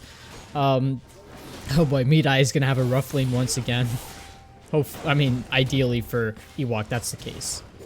Yeah, I mean, in even the jungle matchup here, there's not much Heaven Time can really do for this top lane either. You're playing Nocturne, you don't have the same kind of gank pressure or map presence that a Xin Zhao does. So Walk-In gonna have the utmost advantage here. We already predicted in Champion Select that this game will be played around this top side, just with all the damage and all the carries that are up here in this top lane. So really looking to see Walk-In further this lead here for Ewok. And if he manages to pull off what he did last game here, and again, first blood, extra gold, got the extra longsword here over Midai. It's gonna be a rough time here for Lotus Infamous. Yeah, and what I really want to see now off of... Oh boy. Oh, Midai. Okay, getting poked out though. He has the ignite advantage, so Ewok knows not to go too deep into that play. Does not have the flash though, so you can't really escape very well. The hook does land. What? Hook and Lugini just gonna jump onto this one. Ignite will not claim the kill, and the ADC, that's Linguini? Linguini able to pick up that kill fairly easily for themselves. A great hook by Fish. Yeah, Fish getting that key rocket grab in onto Green Gengis, who had to put the flash actually. So, oh, the other one, the second one is so close, but Heaven Time gonna get spotted on a ward, but he's still going for it. Yeah, Ewok's a little far up here. Does have the ghost, so should be able to bush block out of this one. Tryndamere's just too dang fast. Yeah, too dang fast, has the dash plus the ghost use, so Heaven Time just backs off, realizes that he already got the summoner spell out, no need to force that even more. And you know, speaking of Heaven Time coming to the top side, that's kind of what I want to see. We said that it's going to be played around the top side of this game, so we need Dive to hit level 6 and then make plays towards Ewok and Woken while Heaven Time decides to go for invade plays. That's what I'm hoping for, because ideally Merlin K1 can't respond as fast as Dive. If he can, then there's much bigger problems happening on the map. Oh, but a great root. And here it comes. They're dashing on. Again? And they're going to should be able to pick up Green Ninjas. That's a flashless play, but a great satchel charge. Nemesis knocks them both back, denies the auto attacks with a tiny bit of CC, flashing forward here onto Linguini as he tries to find the last couple autos. One more will do it. He'll get the kill. Teleport coming in here. Dadiam close will keep Nemesis in place, and they want at least the assist. Can they get it? Nemesis able to walk away. Heaven Time now on the other side of this one, but not pathing down, so we'll eventually find the dust trail, but here comes a double flash. And a double hook over the wall! No, your flashes have been burned. It's too late. What is happening? Fish wanted the hook. No. They wanted the Glorian. Nemesis will now just find the kill, giving it over to the support by executing to the tower there. Wow, what an unfortunate play here for Lotus Infamous. No, that was so unfortunate. Fish hooking Nemesis over the wall after dive and Heaven Time flash to try and confirm the kill. That's not what you want to see. At the very least for Lotus Infamous, the kill does go over to Fish, so it is denied positioning on the map for Nemesis. Can't farm while he's out, of course, as Dive goes for a nice chunk play onto Merlin. Being level 4, he doesn't have the best advantage to do so. As we can take a look at the replay on the bot side, this was the level 1 fight coming out from Linguini and Fish. It was a great rocket grab. You'll see it right here as Midai gets chunked down. That doesn't really matter for this fight, but eventually there it is. Fish walking up for the grab, looking for it. Actually, it's a level 2 advantage for Nemesis and 13 or Green Ninjas, or Turtles, but I mean, just well played. Is on live. There might be a dive. Yeah, attempted roam up here from Fish.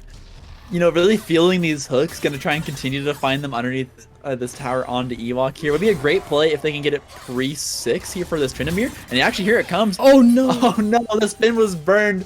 I believe that was an attempt to predict as well through the distance there, but Ewok Yeah. able to just juke away from that one, continuing to thrive here on top lane Tryndamere. Yeah, had the flash available to you. So even if it did get close, could just use the flash to get out of that Rocky Lab. So it was a good pressure opportunity for Fish, but of course, Linguini on the bot side, being an Ezreal and has Heaven Time as well there, he's not too scared to be on the bot side. He can escape with the Arcane Shift as Ewok goes for a little trade on to Midai. Linguini's just farming under turret. Yeah. What else can you do? I mean, you really want to keep this wave off your turret as much as possible, especially when you're playing against the Ziggs. Yeah. But, you know, when you're playing Ezreal with just nothing but some Essence Flux and a Arcane Shift to your name for wave clear, you do what you can against the Ziggs Satchel Charge and all the zoning tools he has for you and the minion wave. So, you know, he looks on this tower, but actually the Dragon's getting started up here. An Ignite drop. Smite to keep himself alive. Wokian trying to get away from this one, but Daddy Close will pick up the kill. Another hook lands. 13 Green Ninjas being pulled in once again here. A great Satchel Charge will keep Nemesis alive. Maryland KL in trouble. Forced to flash. Burns the ultimate. Burns some summoners, but they ultimately get the Dragon and a kill on top. So Lotus Infamous is going to be pretty happy with this one. Yeah, they focused that fight really well. Lotus Infamous, they immediately went to kill off Woken. He was already pretty low, and he was forced to smite early, so of course he fell right before the dragon got smited, and then Heaven Time securing that, of course, and a great rocket ride coming out from Daddy. I'm close to finish off that extra kill, so well played to Lotus Infamous. They're kind of pulling back from the mistakes they made, of course. The mistakes they did make, though, were pretty silly mistakes, right? It was things that you just, like, wouldn't expect. Like, you know, you would never expect landing a hook to be a grave mistake in a play. It was just unfortunate that two of their own members decided to flash forward into the pit. Kind of did a reversal of the placements of the people, as Dive looking to reset here after he pushes in this wave. Merlin shouldn't be able to freeze that wave. It's already under turret. It's just a slow game from here. Yeah, I mean, I just can't stop thinking about it. It could have been such a great play because you get the Ziggs over the wall. You're thinking like, all right, he's gone, and we're going to force burn flashes. So they burn the flashes, but then Fish just says, no, wait, look, I can hook him. Pulls him over the side of the wall. Suddenly your damage is separated from your target, and Ziggs just goes for tower. It's like, all right, well, I'm not giving kill gold over to the carries. I'm just going to find my way into this tower, find a few shots, and just takes it. But you know, getting back into this one, level 6 ultimates here, and you know, semi-global's now online here for Lotus Infamous, so we're gonna have to keep an eye on those cooldown timers. They do have them both available right now, but as long as Merlin KL can keep this lane shoved, and it's gonna be really hard for Dive to justify leaving this middle lane. Yeah, and the key thing here is that both top laners pass level 6. Here it is, Ewok just going in, but there's Paranoia. Yeah, dashing on, and still has the unstoppable rage to keep themselves alive. Ewok should be just okay up here. Daddy, I'm close, looking to get on in here, and you do see it in the wings. It's Dive, and here comes the hero's entrance. Gonna force the flash up from 13 Green Ninjas once again. So low, so squishy on the Seraphine. Flash Q will not find it from Linguini. They're looking to continue to chase forward. Knockup will land. Linguini finds the kill, forcing it out, but they burned quite a bit for it. But ultimately, one dead, another kill in the ADC. That's kind of what you want here for Lotus Infamous. Yeah, I got a little scared after Dive kind of body blocked himself with the E into the wall, but thankfully Daddy I'm close, crucially landing our Fish, crucially landing the rocket grabs, and then of course the knock it to proceed after that is really big for getting Linguini ahead with the flash play in mid lane. Flash taunting on in, and a buffer through the stun. Dive will find the kill. Midai will live up to their name here in the top lane as Woken finds a good gank path there. Blast coning onto the Herald and avoiding that ward in that tri-bush. So able to find another kill here up in the top side. Not going to be a 2-0 here yet for Ewok, but moving towards that as Tryndamere's just going to get stronger and stronger here. Oh no, not again. The Bush Wookiee play coming up for Lotus Infamous, but look at the Satchel Bomb, or sorry, look at the Mega Inferno Bomb. Almost kills Daddy, I'm close here. Now Linguini, level 7 to level 4, should be able to win this duel against 13 Green Ninjas despite the HP deficit. Look at the damage! You gotta watch your health bar there. You're playing Seraphine, you're down on levels to this Ezreal and items. Gonna be forced to disengage here and just get zoned away from this E experience. Yeah, and then on top side, this is the plays that we were looking on the top side. Of course, Midai was looking to pressure, but Fish on the bot lane gets a rocket brag right here onto Nemesis, or all looking to aim it onto Nemesis, but of course the Satchel kind of pushed him away, and the 13 Green Ninjas is the focus here, of course, with Dive there.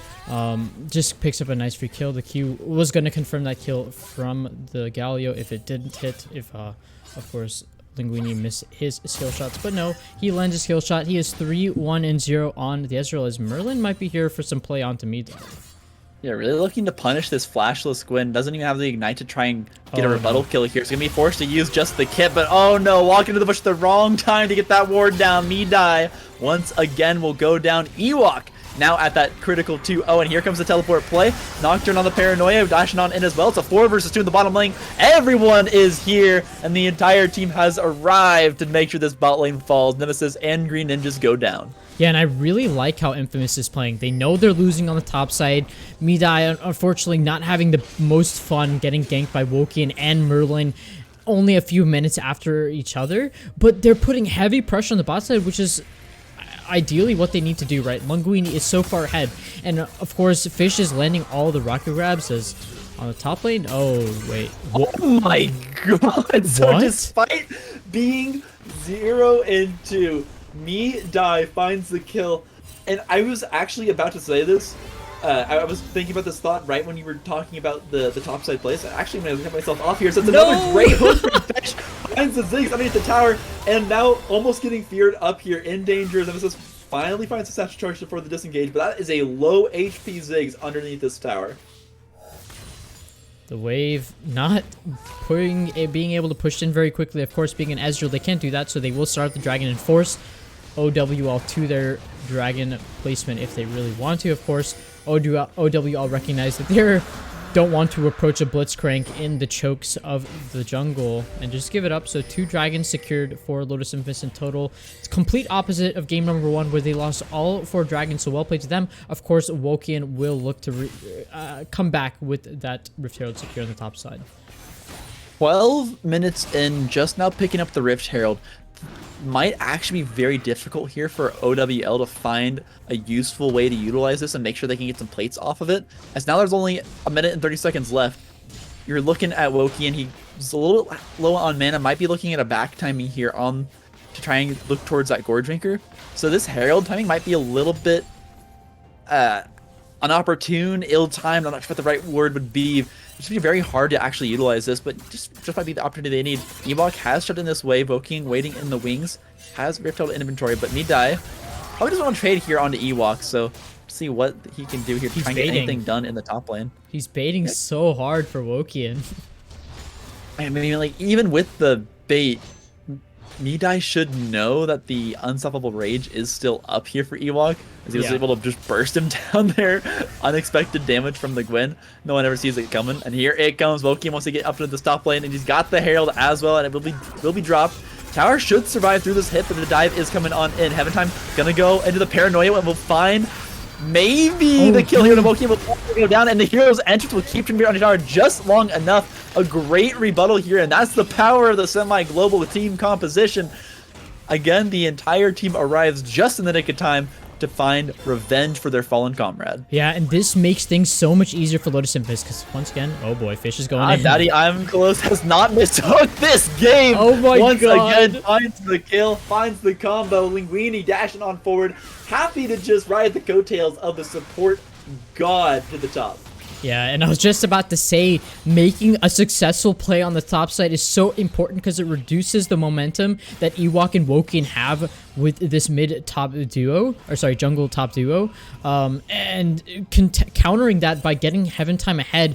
Being a Nocturne is so crucial in shutting down champions like Ewok, who kind of can just run rampant. If you have that Fury Bubble, can chunk down a Trinity before he can pop that Undying Rage. It can certainly kill him before he even expects, and that's exactly what Midai did when he was 0-2 against them. He couldn't even pop the Undying Rage before he knew he was dead. And with the way that Fish is playing on the bot side, Sulpan, like, this game is going to be so... I mean, I could say a breeze, because if she keeps landing these hooks on the key targets like Nemesis or Green Ninjas before the Encore is used, they can just get a nice, easy 5v4. Yeah, I mean, that's the power of the pick composition. Once again, if you can find the hook onto anyone, even a threatening target here, such as Ewok or Wokian, you just have the hero's entrance to keep you alive. And you can just continue to apply the CC chain. You have a pull, a knockup, a silence, a taunt, another knockup, and I forgot about the third knockup, of course, the hero's entrance. There's just so much CC that can come onto this target and really keep them locked down. So anyone on the side of OWL needs to be careful and conscious of this Blitzcrank hook cooldown as well as the speed up to make sure they don't get picked. Yeah, not get picked is the name of the game for OWL. They really now are probably scared, to be completely honest with you, after getting picked off by the Paranoia plus Hero's Entrance combo. And of course, the massive hooks coming out from Fish on the Blitzcrank. They know that they have to play a little bit more cautiously. They have the scaling damage. They have the Victor plus the Ziggs. And of course, the Tryndamere split push on top of all of that. I still do think, though, that Lotus have the tools to deal with it. They have the tank in the mid lane that is very good against AP sources of damage, and they have the global, I guess semi-global ultimates that can stop a split push comp. So right now, the stars are aligned for Lotus Infamous after a brutal loss in game number 1. They surely have the tools to win game number 2. Yeah, I mean, there's so much at their disposal right now. It's really going to be their game to lose. They have got the dragon advantage. They're looking at an earth dragon here, which will further help them keep them alive against this split pushing Tryndamere. Constant refreshing shield here from Medai will be very super nice. I'd imagine we're going to see some tank stats here on Heaven Time, but actually kind of opting towards the Prowler's Claw tells me that he's going for the full assassin lethality build.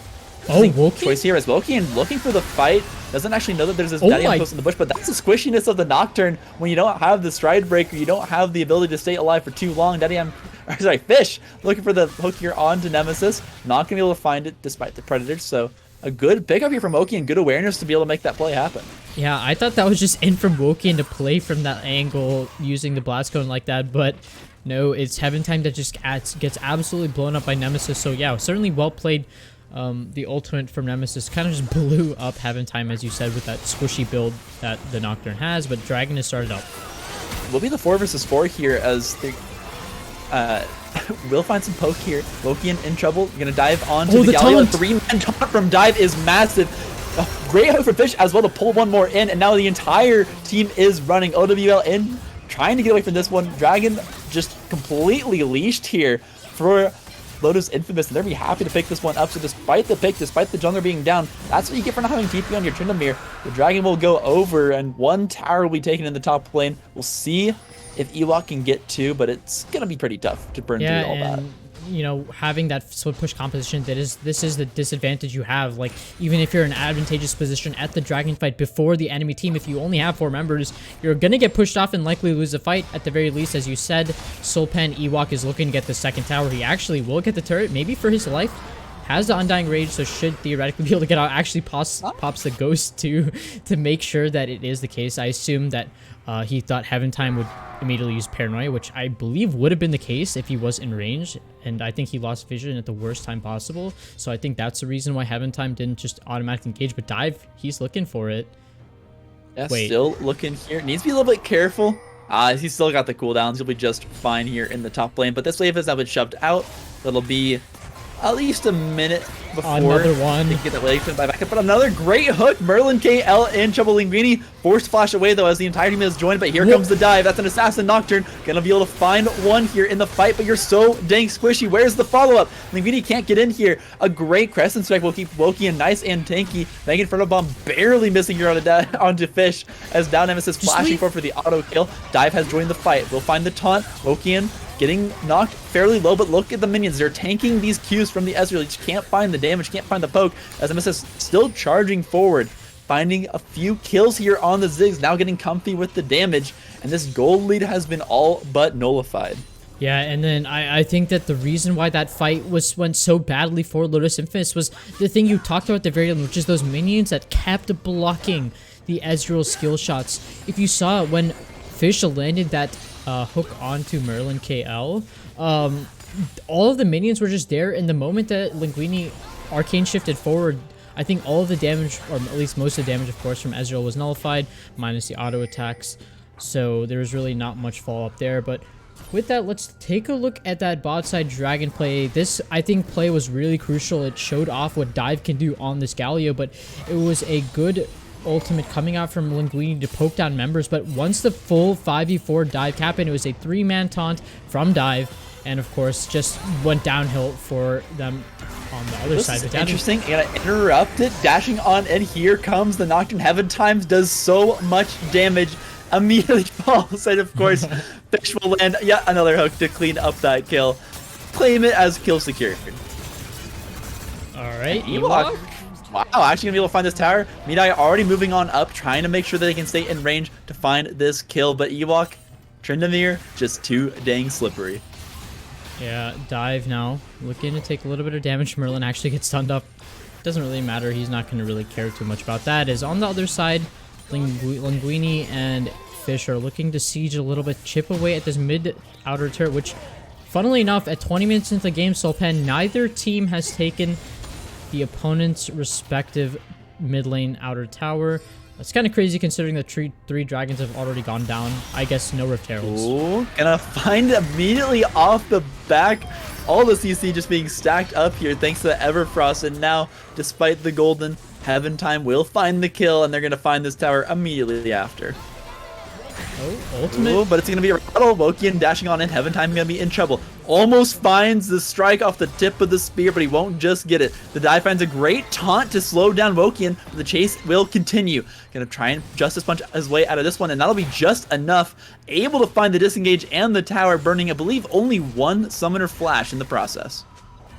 Yeah, one summoner is not the worst case scenario, but Linguini is now responding by hitting the mid lane turret on the other side. So he's going to get a little bit of damage, of course, no turret, but look at Ewok's positioning. He's walking right next to Linguini relatively in the jungle, and with the dragon spawning in 48 seconds, he is going to get spotted out by a ward, but he is going to have the first path to the dragon. So now Lotus and Vince have to be a little bit cautious walking into this. They know that members of OWL can be here, so they have to play a little bit slower. As you can see, Fish trying to slowly creep around, delete the vision, but oh no, she might be caught. I think it's important to probably keep in mind here that a lot of this gold differential is made up, or it would look a lot worse if it wasn't for the Tryndamere. A lot of towers been taken by this Tryndamere, a lot of plates, so a lot of this gold is invested in this top lane, but Tryndamere are not known to really excel in team fights. Might be a little bit of a different case here. Heaven Time very squishy and could just be meleeed and soloed out here by Ewok there, so needs to be careful. 3 versus 5 right now near this pit. They might just look for the fight here and now, but no one's starting up the dragon. Just waiting in the wings, buying their time. Linguini just now going to be able to join this fight. Has the ultimate available as well, so could look to get some poke down. And here it comes, dashing on in. A 3-man encore will land, but look at the 5-man taunt in rebuttal. That's going to be the fight for them, as now it's all Ewok can do, just autoing away, trying to find some more damage. We'll find one kill. We'll find a second, actually. Ewok is winning this fight back.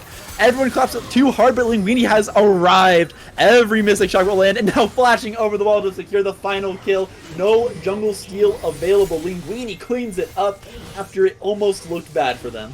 Yeah, Linguini, absolute unit on the field, secures that team the win because he's able to stay alive with the Arcane Shift. Has the DPS. He is 9-1 and 5 on the Ezreal currently, and about like 3k gold above his opponent, so he is certainly doing work, and considering that he's playing against the Ziggs, it is no easy task. So well played to Linguini. That is the soul secured for Infamous. They have the Mountain Soul, meaning they're gonna have that extra shield, more tankiness from the dragons themselves. And they're on track to secure this Baron. They're up about 4k gold, so if they can continue pressuring, right, like if you just look at the stat lines here from Lotus to Infamous, they are just overall so far ahead. It's really just only Ewok on the top side who can equalize this.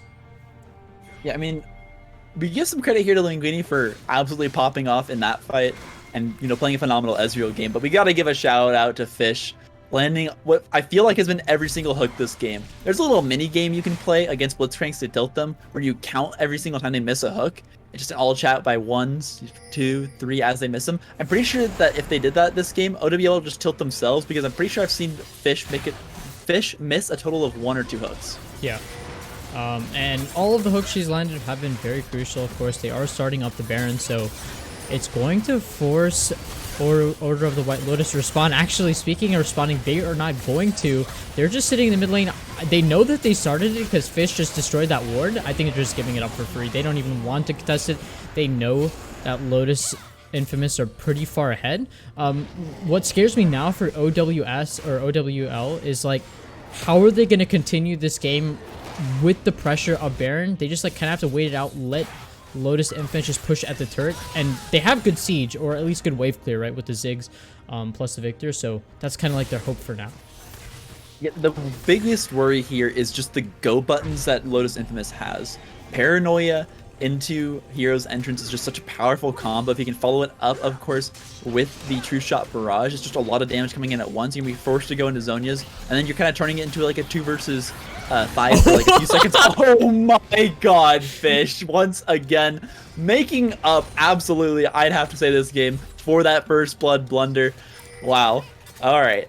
I mean, If something else, that's just a moral victory. that's so funny, just hooking the blue buff and ulting it to guaranteed, of course, with Blitzcrank ultimate being such low cooldown. Look, it's literally up already within a few seconds, and they're just going straight in. Paranoia pop, they're dashing on in. Look at the fight. A great encore will keep him alive, but no, Merlin K gets pulled in once again. Hero's Entrance gonna keep walking in the fight. Heaven Time flashing out and away. But look at the damage the Xin Zhao is doing despite the damage here from the Ezreal. He's almost managed to find the kill, but the flash out will keep Luigini alive. Baron up to dead. They're looking at least an inhibitor here, but there is a Tryndamere on the split push.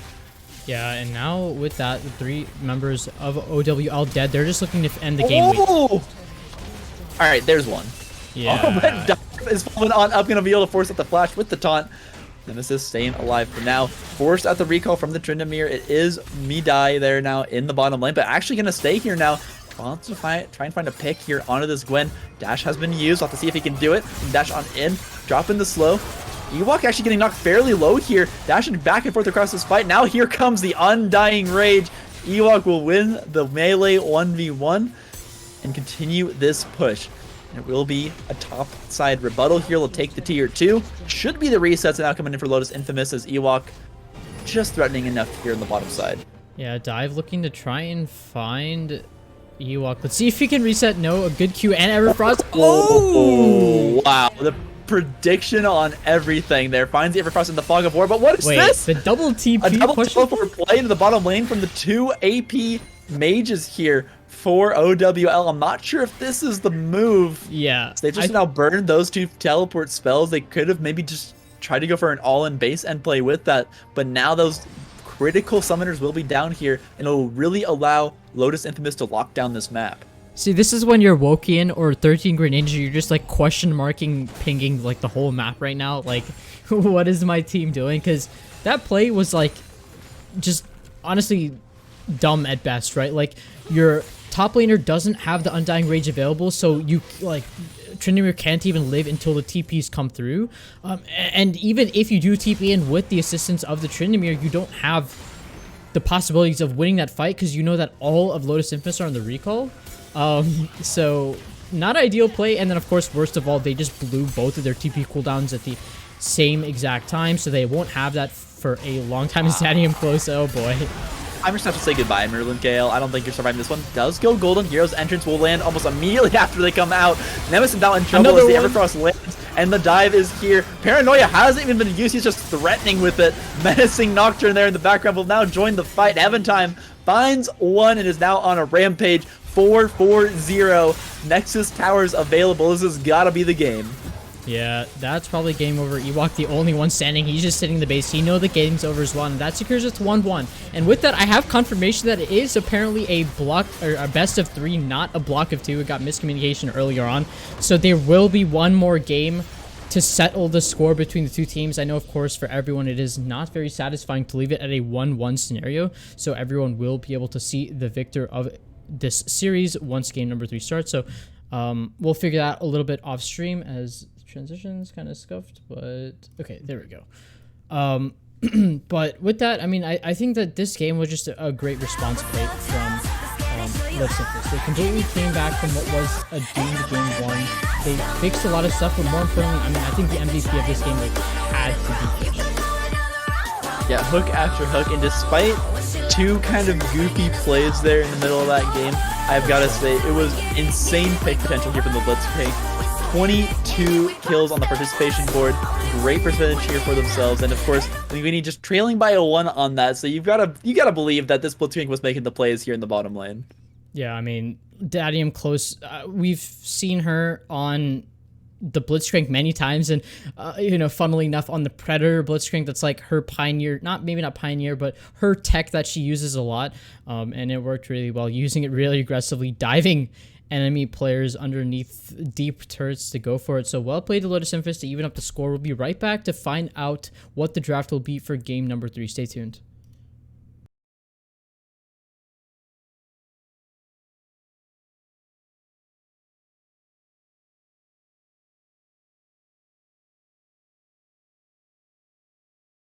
Hey now, you ready for this?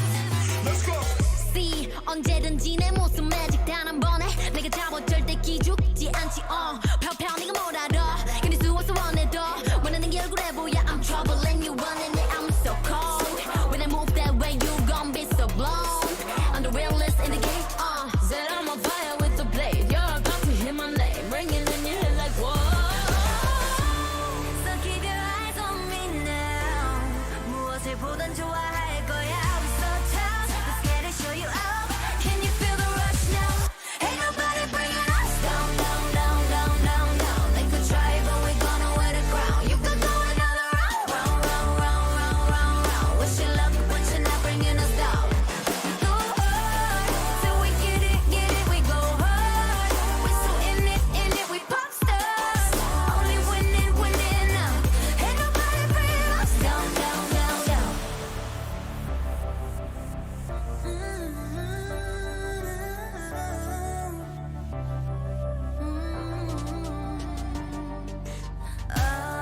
난 멈추지 않아.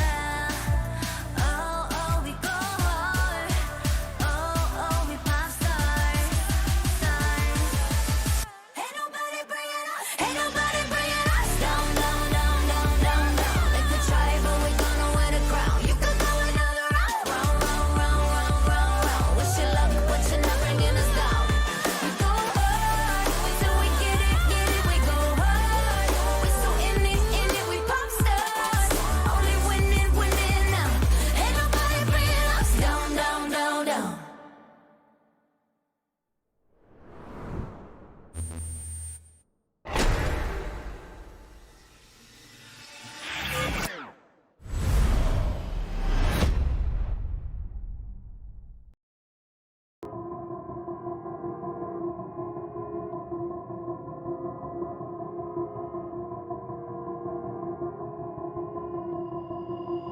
I've been thinking, lately it's just me against the world. Round and round I'm caught up in this swirl, trying to dig and trying to burrow. Pressure turned this stone into a pearl. Lessons that I learned weren't always thorough, sugar-coated like a churl. Now I'm really out here on my own. Now my homies acting like I owe 'em, done extending out my arm. Made a lot of money from my poems. Been around it, now they say I'm on. I can finally say I'm up now, I'm up now. 20,000 on a bus down, a bus down. I'm on my way up, going up now, and I ain't never gonna touchdown, touchdown.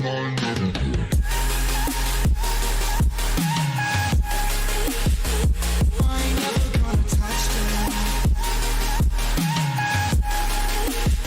No, I ain't never gonna touchdown.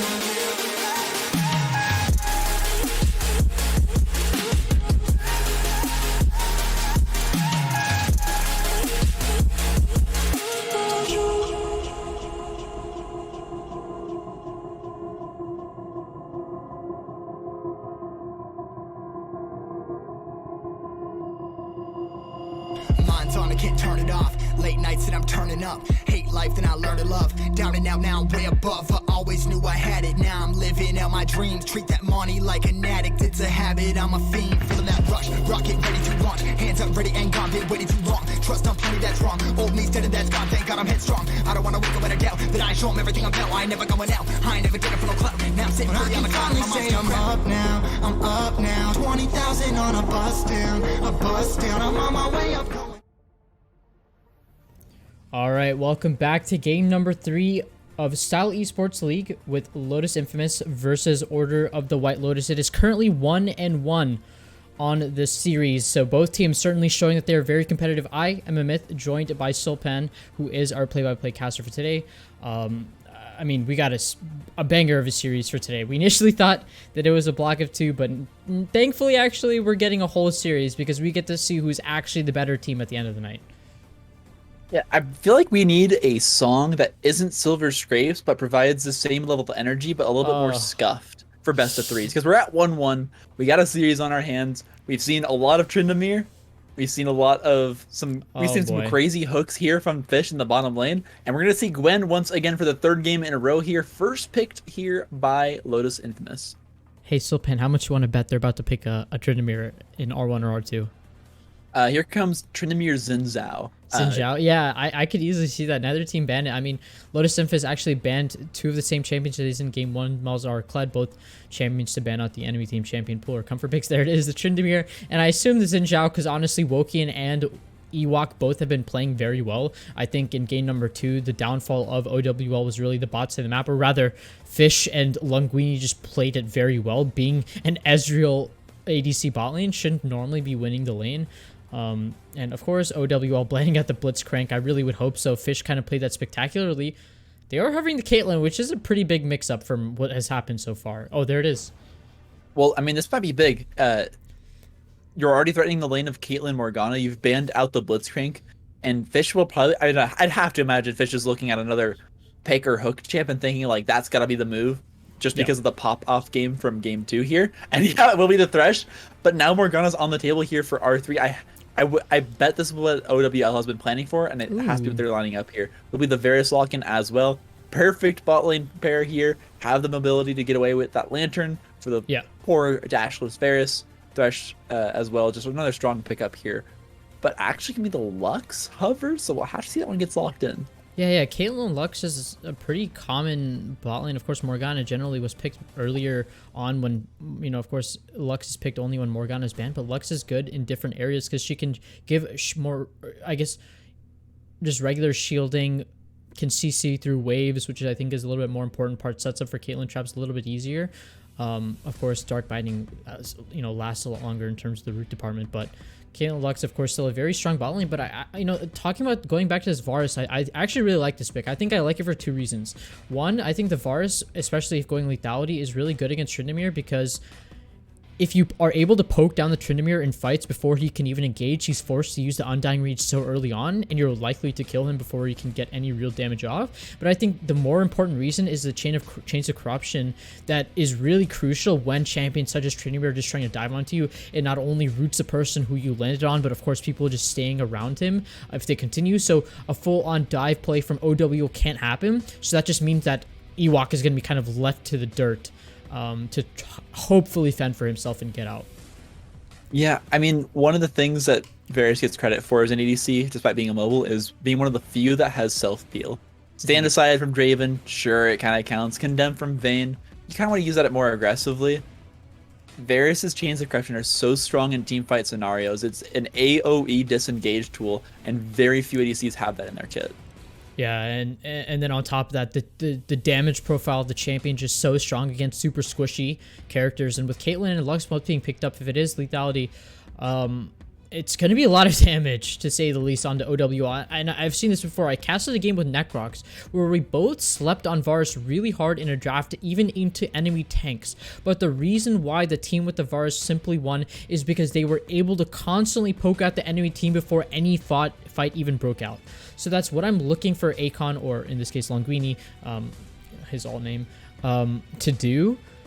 And I really hope that he's able to pull that off. And of course, if Fish is playing these hook champions like she did that Blitzcrank, the Thresh is going to be no less of a problem. The Thresh hook, of course, that sentence so much more utility and versatility. And the champion can play safe with the Lantern, or of course aggressively with the Death Sentence. Lee Sin picked up though for OWL.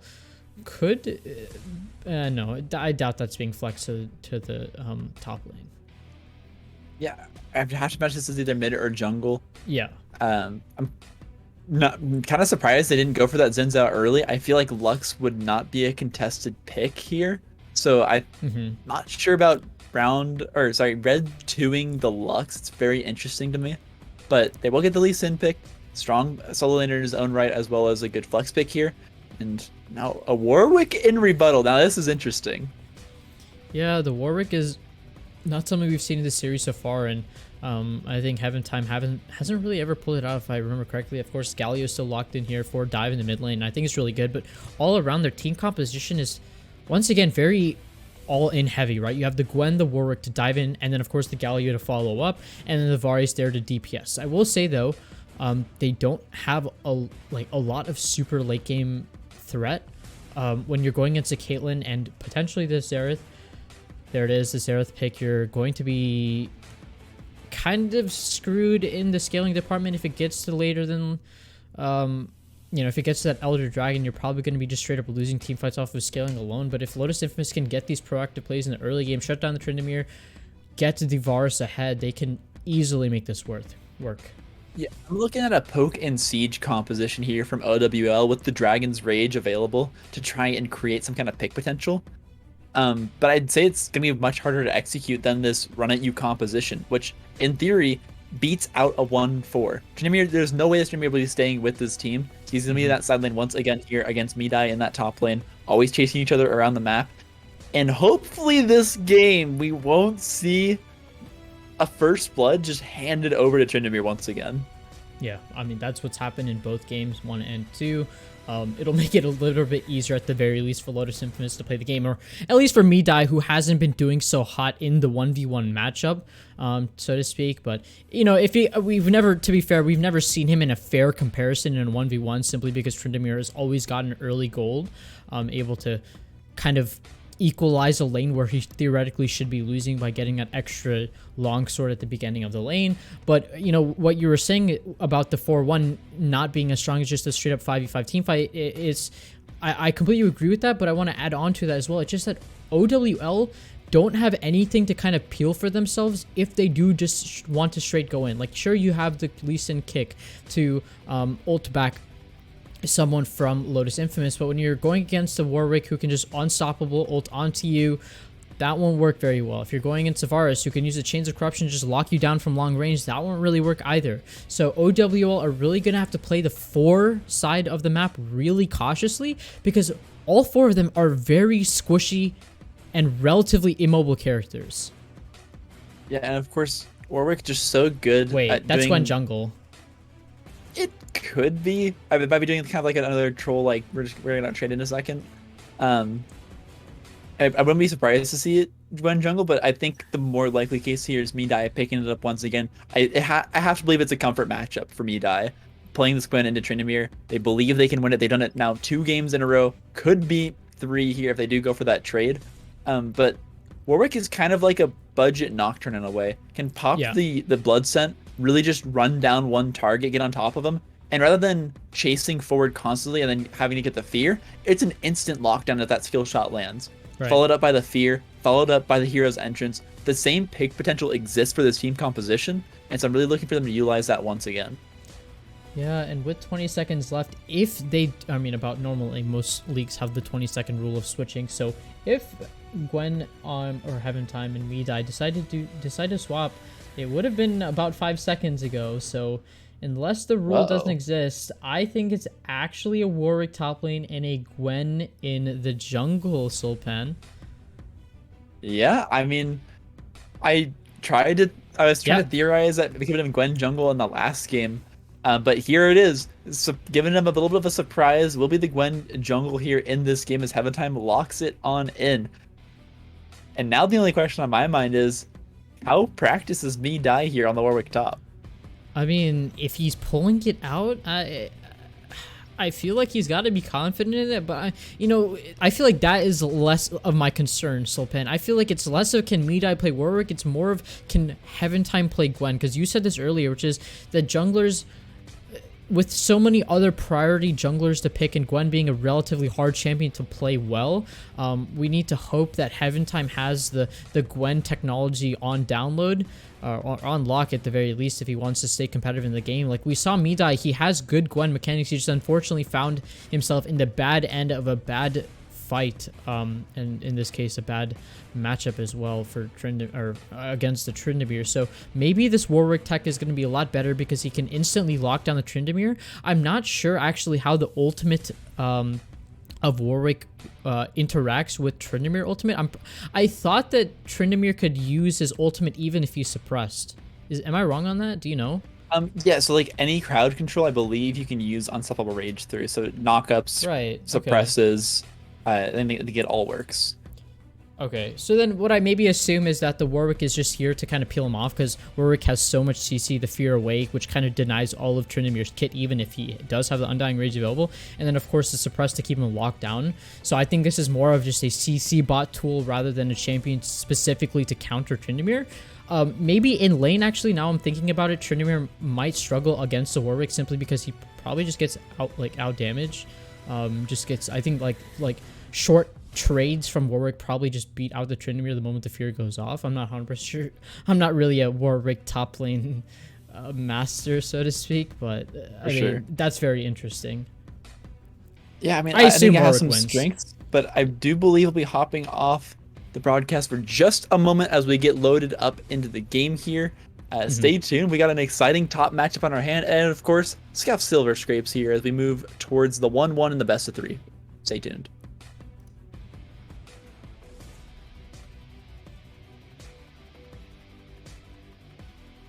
Now and I ain't never gonna touch girl, touch girl. And I ain't never gonna.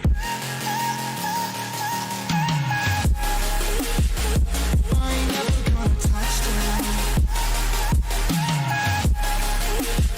No, I ain't never gonna touch girl. I'm up now, 20,000 on a bus down, a bus down. I'm on my way up, going up now, and I ain't never gonna touch down, yeah.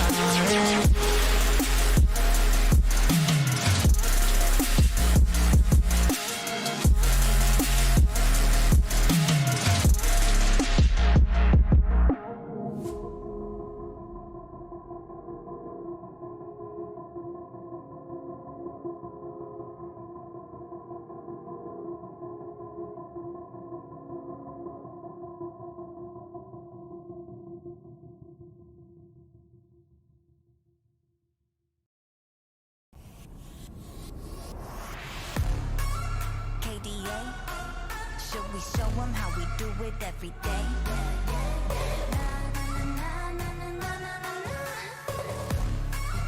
Let's get it. Kali that girl, Kali go girl, Kali don't stop, Kali don't skirt, Kali got a job, Kali got a word. 뜨거워 언제나 don't get burned. 넘쳐 흘러물 든 a buffet, 죽여주잖아 like a buffet. 누가 감히 on my outfit, 이건 문 열지 마, that's a rough day. Don't give any more cause I'm better than. 필요 없는 시험들 다 뿐이미.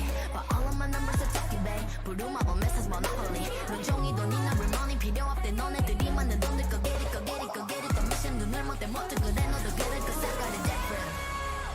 All I'll ever know is life upon the throne. 시작하면 끝을 보는 거야. You want more? No, I got it so deep down. You look like you could use some more. No, I got it, never running low. Yeah, I got more than enough, set it up and away. You know I got it like bum bum, blow your mind. Never giving less, and it's how it'll stay. You know I got it like all day, all the time. When I go, it's for gold, get it cool, but I'm cold. I don't fit in a mold, I'm a rebel. I don't do what you say, making moves, I don't wait. All right, welcome. We're into game number 3 on League of Lotus Twitch. We have Style Esports in Style Esports League with Lotus Infamous versus Order of the White Lotus. I'm still joined here by Sulpan, who is the play-by-caster. I omit being the color caster. This time it's a 5-point from Lotus Infamous. That's not what you want to see. Of course, another 5-stack from Order of the White Lotus. They're just playing Get Cautious. Yeah, you know what? It's the 5-stack has worked for them, and on the side of Lotus Infamous, the invades have not. So I'm not super surprised to see this happen here. It's a little sad we won't see the level 1 shenanigans come out this game. But finally, we won't see first blood or a level 1 kill going on to Ewok. So we'll have to see if Me Die, different champion, and a different setup this time can make it work here in the top lane. Yeah, and it looks like now they're 5 men walking towards the top, so they might be going for a late invade. I'm not really sure why Nemesis and Green Ninjas are here. Oh, just they were a- probably. a Oh, they were usual just all sweep. walking. Yeah. They were all just walking together to make sure they weren't all just invading on the top side. Okay, you're right. Good play from Order of the White Lotus. Being cautious, assuming that Lotus Infamous would try and go for an invade play somewhere. Of course, they didn't, but they're cautious. That's kind of what matters the most. Yeah, and it's one of those things you just have to be careful for. I like the mindfulness. You're in game 3. Don't forget your basics. Fog of War may contain enemy champions. So they walk on through, sleep out the jungle, and make sure that Wokian can get to this red buff. But wow, that's a lot of damage on that Lee Sin. Yeah, Lee Sin, I feel like could have taken that red buff especially a little bit safer. I'm not sure if he didn't start the W. I know at least that's what he used to start for a long time, but not the worst. Lee Sin will have the potions in inventory. Of course, when he resets, he has a refill of potions as well. Has to pop one right now. There it is. And there it is. Death Sentence 1. Death Sentence once again. 13 green ninjas in trouble here. Linguini finds some more poke. Fish is just finding these hooks all across this series, and I'm just seriously impressed by her ability to play these catcher champions. I mean, in all 3 games, Fish has played hook engaged champions. In game 1 it was the Nautilus, in game 2 the Blitzcrank, and now, of course, the least engaged champion of all of them, arguably, it's the Thresh. So, well played to her to catch that. Of course, it didn't matter very much because all 4 of the members in the bot side were level 1. Nothing to really capitalize on there. There was no fillet opportunity to walk up, as that was the first major hook we've seen miss in the lane phase from Fish. So, yeah, funnily enough, that's kind of insane to say that, but it doesn't matter. She's just using mana. Midai actually getting a shove in early here against Ewok. I feel like we've typically seen this minion wave on the other side. Midai finally finding some purchase here in the top lane after a much hard fought and kind of bullied scenario with the extra gold, at least a longsword start. Oh my god, Fish, you gotta stop. Death Sentence lands, almost takes a tower shot, but Dial Nemesis is able to 50 caliber net away from this one. Gets ignited. Lantern keeps Linguini close, flashing forward for the arrow, but the exhaust was still there. Yeah. Did not find the damage, barely releasing that Q at just the wrong time, and with all summoners burned down the bottom lane, this is a little bit more vulnerable in the Caitlyn. Yeah, I mean, I think Linguini was just trying to wait for that flash. Oh, the flash hook! What? Fish finds the hook. Line and sinker. Linguini on the lantern for the escape, but they want more. Looking for this final kill. Teleport now will come in. Flashing for it. It's Wokian. Wants to secure this Thresh and get the heck out of here. Lux did not fall in that fight. 13 Green Ninjas able to stay safe, and now it's just Wokian trying to escape and will be successful in doing so. Dive burning the teleport, not able to save and not able to find any more kills. A little bit of a waste, but able to at least dissuade the Lee Sin from collapsing there on Linguini. Okay, but how smurf is Fish's flash hook? That was really well played. Even predicting the dash back from Nemesis. So well played. Of course, gets traded out. I think that, unfortunately, Linguini got a little bit too ahead of himself trying to catch and kill Green Ninjas as well, so he didn't take the Lantern immediately, which is the reason why I think Fish had to stay in around that alcove area for so long. But still, a 1-for-1 trade. Your ADC getting a kill for the enemy jungler, certainly a worth trade, of course, and you're making the enemy ADC lose a little bit of experience and gold, so definitely worth it in my book. And I just, you know, with the dragon spawning, of course, I don't think anyone's going to go for it immediately with the wave state, so I want to take a look at that initial exhaust plate. It was really small, but I really want to see how close that exhaust was from pretty much going to finish off Nemesis. So this was the fight, a great hook coming out from Nemesis. Honestly, don't know why the Caitlyn was so far up. Okay, so the exhaust, I believe, drops right now. There it is. Okay, exhaust. Oh, yeah, he flashed it. Oh, there was literally like a couple of milliseconds left before that exhaust ended, in which he probably would have killed. But it didn't. Of course, Fish finished it off later on anyways. Funky stuff. So, I mean, it was actually just so incredibly close. And yeah, they ultimately find the kill, but it's going to be a little frustrating when you burn the flash. You loose the arrow at just barely the wrong time. You wait just a second longer there. Yeah, it gives the Caitlyn time to juke. But you managed, you were so close to greatness there with that snipe. Yeah. But Linguini ultimately finds the kill. Good plays here from the bottom lane, and Fish again on these captured champions. Just insane play so far across this series. Yeah, now they have the push in the bot lane so they can look to clear out this vision. Woking is on the bot side of the map.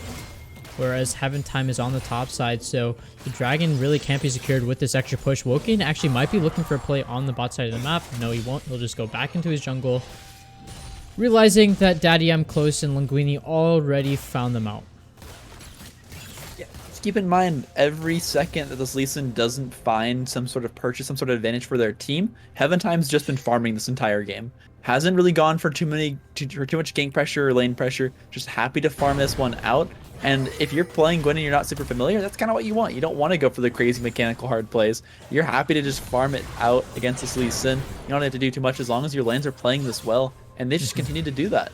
Midai in the top lane now here on a much safer pick on the Warwick. Sustain and tankiness there, but here just might be the first real true skirmish or fight of the game, as this dragon fight is now going to start.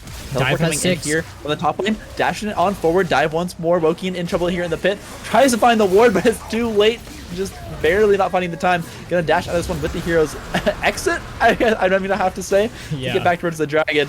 Will pick that one up, so finding the kill, finding the dragon, and forcing out this bot lane once again, as they're going to try and reset to get their health bars back up to acceptable levels. Funnily enough, Sulpan, I feel like if I remember correctly, that was like that was basically a replay of game number 1's dragon fight, as Dive goes for a very good trade onto Merlin. Wow. We'll certainly love the back end of that one, but the way that panned out is OWL started up the dragon, but Wokian was very low on the Xin Zhao. The same thing happened, and Wokian got really low, taking damage, and his team got separated from it. They finished off Wokian, took the dragon, secured it, and of course they picked up another kill on the back end. So literally a exact copy, and actually we might as well take a look at that as well. Heaven Time clearing out this ward on the bot side. You can see already the bot lane of OWL on the map are looking to secure this dragon. There it is, started up at about half HP already, as Dive now realize that they're starting up the dragon. The TP coming through from Midai to gain an extra member, and there it is. Woken now split from his team, gets suppressed by Midai with the ultimate, and now it's just a dragon secured, plus of course that kill over to Lotus Infamous. And you're giving me replays of fights we've already seen. You're giving me major deja vu. Oh my god.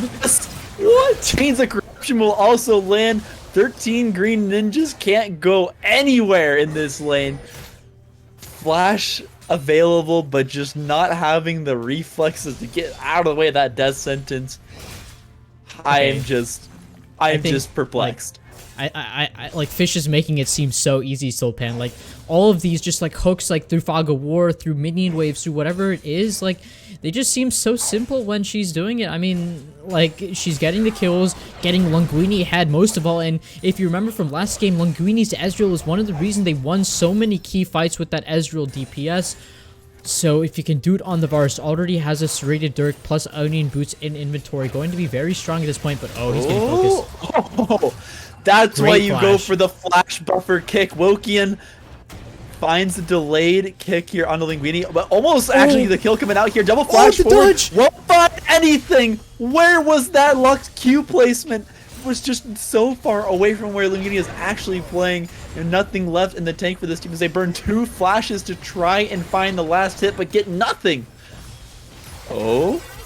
Finding the hook, looking for it. Heaven Time getting lanterned on in here, looking for their first kill of the game. Might just get it here, and now Needlework coming out to flash forward. Will find the kill. Nemesis goes down, and that's what you get for burning those flashes aggressively. Lotus Infamous looks good in this last game.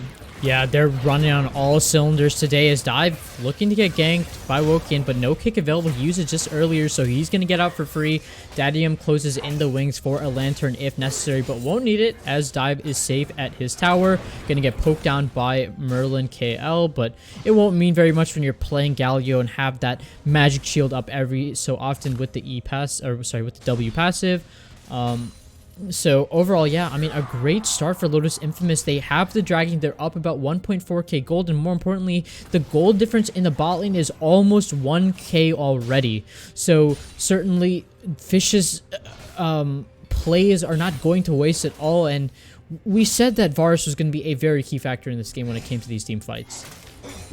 Yeah, I mean, You saw it there with the Chains of Corruption earlier in that bottom lane play as well, just being able to stack crowd control. And then once the Chains of Corruption land onto one person, if you have the man advantage, everyone else is just forced to disengage. You can't also get caught up in those chains, or you're just going to go down as well. So you can see the power of that cooldown. Fish finally finding the worst end of a trade here, but you know, Death Sentence can still just be the crux of this fight. Nidai taking a rough trade here in top lane, will go for the suppress and get some of that health back, but here it comes. Gonna find the fear here. Damage reduction will keep him alive for a little bit, but it's just a great gang setup here for Bakian. Able to just hard read on the engagement. Will find the kill on the Midai. 2-1 on the Lee Sin, but the only redeeming champion here for OWL.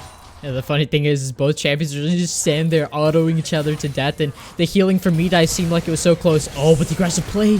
Oh my god, another Chain to the Corruption after the Death Sentence. This has to be the lockdown. Will find the rebuttal kill finally onto Fish. They go down, but it's a double kill for Linguini here in the bottom lane. Picks up 2 off the, again, another insane play setup from Fish. Yeah, I mean, I think that play could have been a little bit better. Oh, that's a bad time to be heroes punching on in. Sonic Wave connects. Will find the taunt dive. Can you get away from this one? Here comes Zera finding the skill shot, but oh my god, that's a bad time to go for the Dragon's Rage. Will find the kill off back to Sonic Wave. 3-1 now on the Lee Sin, but again, it's just the Lee Sin here for this team, and they need to get these kills and this gold onto one of these carries if they're going to be successful in this game. Yeah, Zera's not really getting too much except farm. Gets that 1 assist, but Woken even starting up the Rift Tail, but can't finish it because Midai is in the vicinity, and so is Heaven Time. Of course, Gallia will have the ultimate when he respawns. Able to dodge away from the stun, so no CC will be had. Woken thought the support was coming, but Gwen just denies it. Now able to walk away from this one. Lantern be able to disengage as well, so fairly easy here for this team. They're making it look easy, finding pick after pick, denying the ability for Woken to take objectives. And with Dragon on the map, I gotta imagine this will be what they're going for next. Yeah, Woken up in about 5 seconds. They can run straight to this Dragon to take it. The problem is, though, on the bot side, the push is there for Nemesis. He's able to push this a little bit faster than Linguini at the very current moment. Excuse me. But because of that pressure from 3 members on the middle lane, Nemesis just has to back off with the threat of potentially getting ganked. And Linguini gets free push. The light from Green Ninjas will not finish the Dragon. Of course, that is Heaven Time who secures it. Oh, I thought it was going on Nemesis. Me too. Oh my god. I'm so used to the hooks connecting on enemy champions. I wasn't ready for the scuttle hook to just break the shield. Yeah. So Nemesis able to stay safe, and actually a really favorable trade here for Midai in the top lane. Jumping in for the suppress off the back of the Undying Rage and actually finding the kill under tower. It's here. Midai has arrived. They're here to play, finding a solo kill in the top lane on Tryndamere. Yeah, Midai finally having his fun in the matchup. No longer has to have no longer had to get counterpicked as in the first games. He picked Gwen first, and the enemy team picked the Tryndamere after. Now he says, hey, jungler, play Gwen for me. I got the Warwick tech in inventory. I got the matchup in my brain, and he's solo killing Ewok. He's getting revenge, so good on him to come back from that. A nice stun. Well, great moves on the Justice Punch. So yeah, Merlin KL was looking to drop that extra poke on top of where in the middle of the stun, where you expect the Gallia to be standing, but a great Justice Punch puts him right behind and then right in front of where that actually would have landed. So able to just barely juke out, buffering through the crowd control. Just a well played trade here by Dive in the middle lane. Yeah, I mean, I think Dive is just impressing everyone really on the Gallia plays. He's been hitting crucial taunts in these fights, especially in game number 2. Fish in the wings with the Lantern. There it is. Just get him on out of here. Dragon's Rage will delay this, though. Now they're going to stand on top of the Lantern. Ward is on top of it as well. There's no way out. You cannot click the Lantern. Merlin K and Wokian able to find a kill despite the added support here from Fish. Yeah, I think he honestly got baited a little bit by that Lantern. Could have walked out from the bottom side of the map, but decided to walk towards the Lantern. Oh, the hook connects. Hook in on in, but where's the follow-up? No damage is available. Final Spark will just miss as well, so just baiting out some cooldowns, putting fear into the hearts of OWL. Yeah, and now Midai is very confident in this top side after solo killing the Tryndamere, so he is not afraid to go, and actually Ewok has to buy the Executioners to combat the healing that comes out from Midai, so it's going to be a little bit away from his actual core build. Going to be not as strong as he would like to be, but better in the 1v1 matchup, as Linguini is forced to secure and CS under turret alone, while Fish is resetting in base. Yeah, so good timing here. There is, of course, the Rift Herald on the map. We have a tough objective to pick up here. No towers taken. It's really hard to kind of claim any kind of extended priority here in any of these lanes as a result of that. So anyone can just bounce a wave almost immediately. And it's really kind of crazy. We haven't seen a tower taken here. And it's already 60 minutes into the game. I mean, so Pen, that's kind of how a lot of these games went, right? Like, they really only play for the neutral objectives on the map. They don't really go for the enemy team's turrets until Baron is secured or Infernal Soul is secured at some point. That's really when, I mean, you saw at 20 minutes in the game, neither team last game secured either of the outer mid lane turrets. So these teams certainly don't like to siege very far. I mean, I assume mostly that's because both teams have pretty solid early game junglers. I mean, of course... Nah, I mean, Gwen can't really gank off of her plays, so they don't want to overextend too hard, but... I could absolutely see that. Oh, actually getting knocked super low here. And here comes the snipe. Not going to be enough on the kill. I believe Guardian proc actually barely saving Fish there in the bottom lane. Now setting up for a hook. This might be a little overzealous, but Fish has been feeling confident this series, and it... Oh, not going to find it this time. Body blocked by the minion. That's unfortunate. I'm sure that hook would have landed if that minion wasn't there. Technically, though, she didn't miss the hook, so a good... Oh my god, that damage from Linguini is there. Yeah, that turret's definitely going down. And I'm sure the dragon behind it is going to be a bit of a question because Fish is so low. She's going to have to reset for this fight. Thankfully, though, on the other side, OWL, both of their bot laners are looking to reset as well. Yeah, just get back into base, get yourself back on this map for this dragon, and finally we have a turret go down. Although, in truth, I have to say, I'm surprised no one went for this dive here onto Nemesis. I feel like just with the way that Lotus Infamous has been playing, they would have wanted to capitalize on this low health target almost no matter what it took. Yeah. But a trade in the mid lane can be very strong rebuttal here for the side of OWL. Yeah, and Dive looking to finish the minions of the turret he just lost of his own. That's the first mid turret to go down on either side, of course, and now with that, Dive is looking to clear some vision around the dragon pit. They're gonna look to get the objective priority first, which is good, which is what they want, because normally Galio really loves enemy teams walking into them, and if Dive can set up in a choke point, hold the W, hold the taunt, and CC multiple members of OWL, it's pretty much a guaranteed one fight for Lotus Infamous. But ooh. Good flash here from Merlin KL to delay from both the distance and the Chains of Corruption. And getting also burning their own here. They will pick up the dragon, land some poke here on the 13 Green Ninjas, and it's just a question of where will Lotus Infamous go next here on the map. Looks like bottom lane tier 2 will be the target. So they haven't really been able to find too much here in Middia. And Midai and Ewok here still in the top lane, just juking it out. A great Sonic Wave will land. Gonna find this press underneath the tower. No Undying Rage on that Lee Sin, but it's a trade in the bot lane here. We're gonna find that one off the back of that Prowler's Claw as he dashes forward through the Caitlyn. Midai, look at the sustain from this Warwick, able to just keep themselves healthy here. Now dashing onto Ewok can be forced to run away from this one. Has the Undying Range available, but obviously doesn't want to burn it here. This tower will be going down. Final Spark not enough to clear out the minion wave. So tier 2 taken, a kill found in the bottom lane, and no rebuttal top. Yeah, I really thought that Midai was going to fall on the top side of the map, but he's so tanky, has so much sustain. And of course, since he's playing against 2 AD targets, having the Ninja Taobai there is so crucial to keeping himself alive. And in the mid lane now, Heaven Time looking to chip away at this mid lane turret with